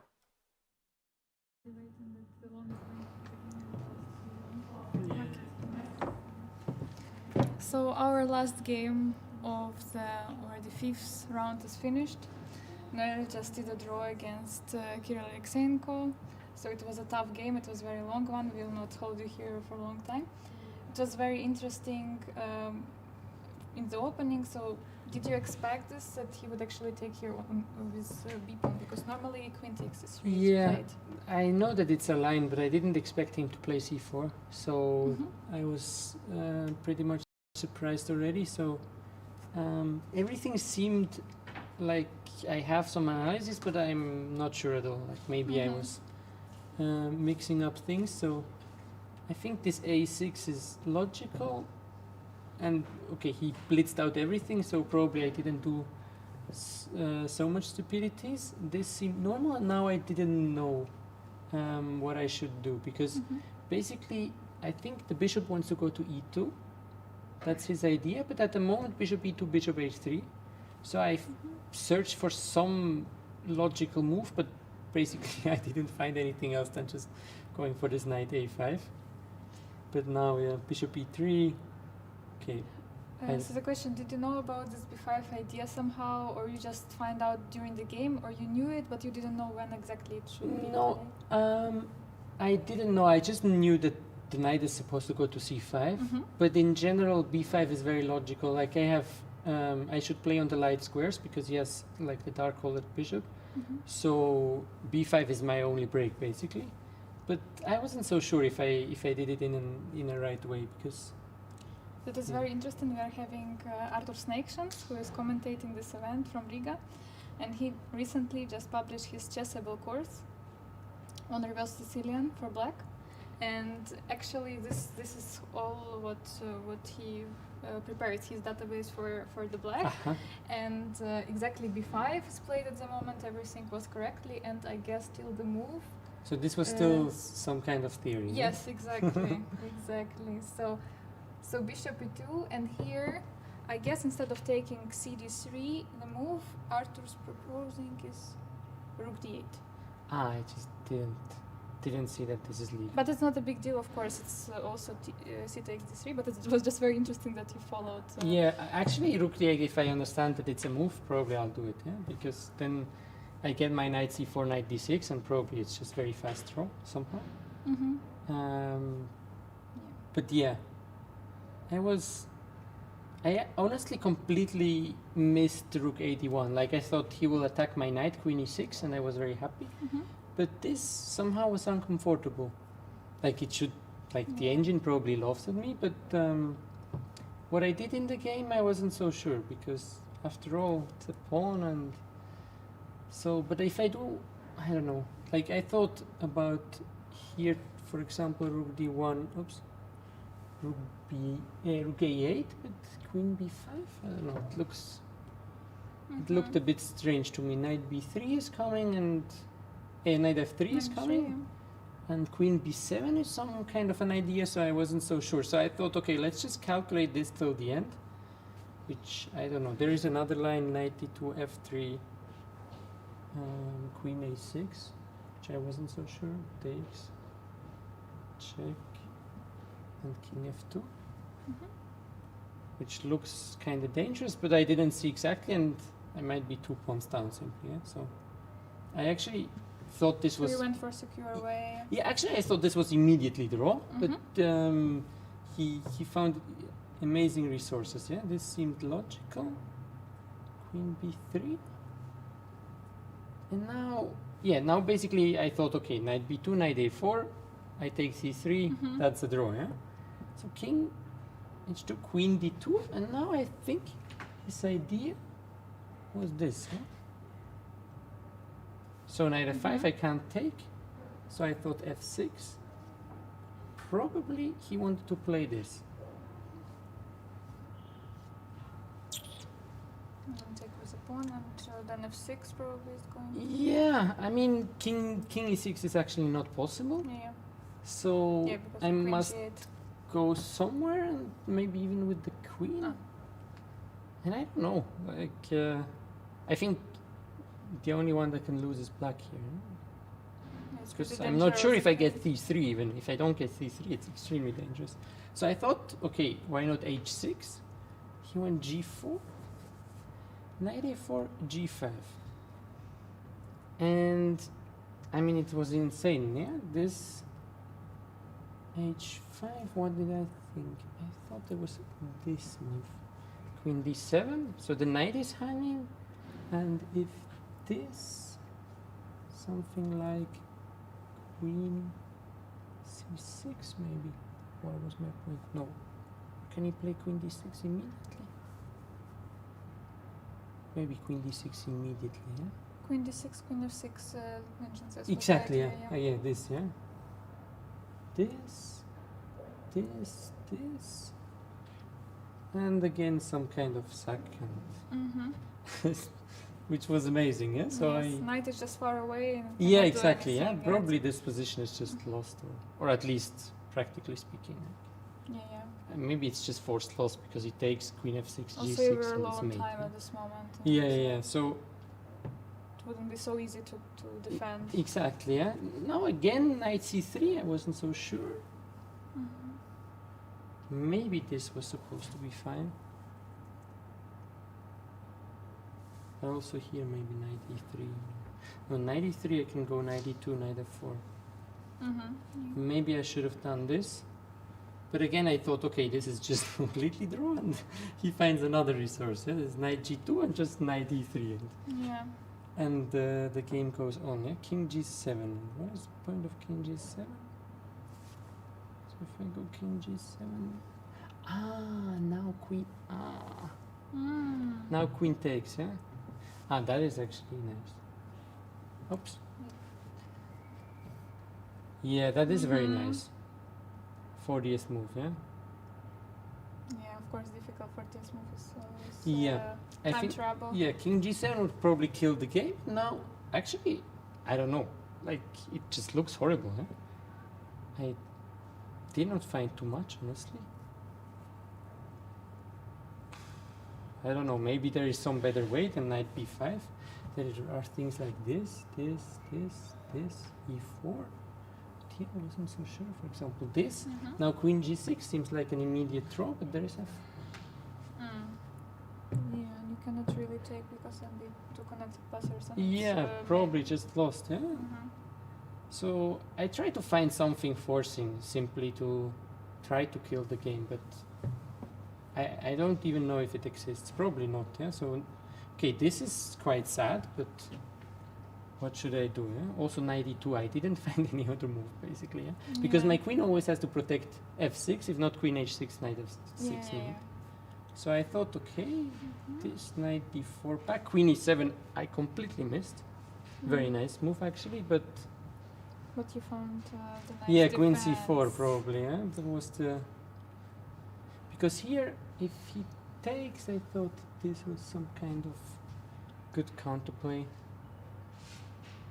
Queen coming to e1 and it seems like it should be at least perpetual there. yeah, I thought that I should hold, but queen e7, yeah, queen c4.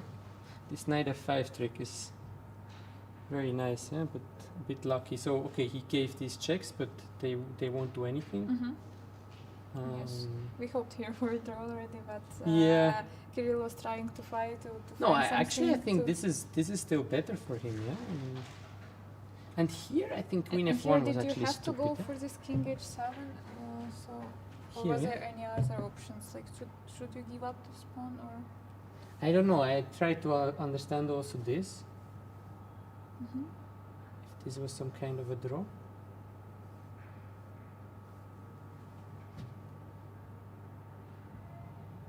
Probably is, but I wasn't so sure anymore. Whatever, huh? I actually wasn't so sure about this position.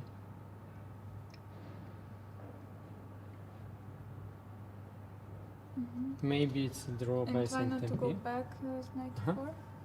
Where? Takes, yeah? And now I go back. Go, Yeah? go back.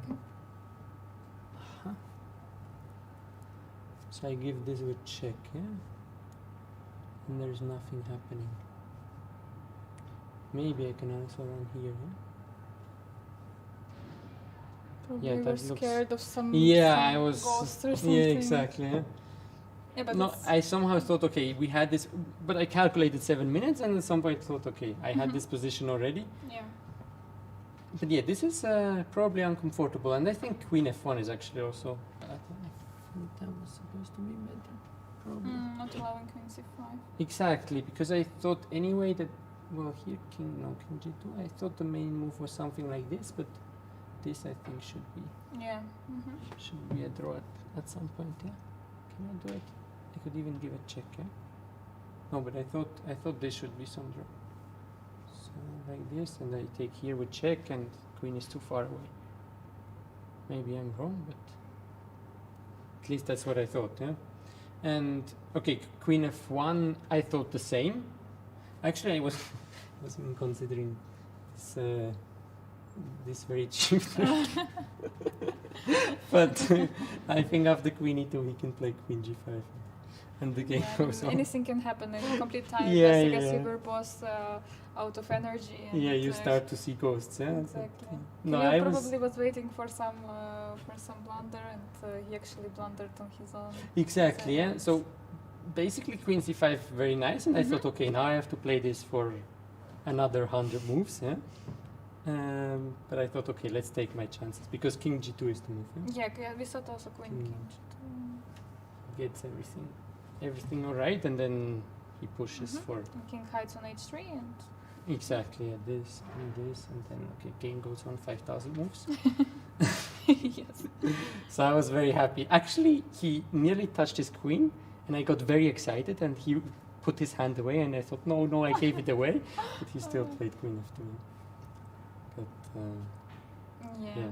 it was very tough. I have to say, it's he's very, very good in creating chances and finding something. Even if engine maybe shows 0-0 or whatever, it's not easy to play against. And at some point, you need to make really 50 good moves and not only 20 against teams. Yeah, important decision had to be made here at the end, but But maybe even if he would played King G2, maybe after 100 moves it would still be a draw. Yeah, and another 2.5 hours. then But exactly. Now at least it's time for dinner. Probably. yeah, yeah. So how are you satisfied with your performance so far with your chess? Well, I mean, I blundered all my pieces basically in Blitz and Rapid, so that's a bit sad. Like, I feel pretty good in Classical. I think I should have 2 wins more. So both white games I was basically totally winning. So if I win both, I'm actually leading the Classical. But yeah, it's a bit frustrating to play well, but giving all these points in Blitz and Rapid, so I have basically no chances for anything. But okay, I'll just try to wrap it up with 2 more good games, and then let's see what happens. Yeah, but you had very good games so far, and all your opponents are very strong, so it's a pretty strong tournament. Obviously, and, yeah. Okay, thank you so much for your time, for your analysis, and good luck in the 2 following games. Thank you.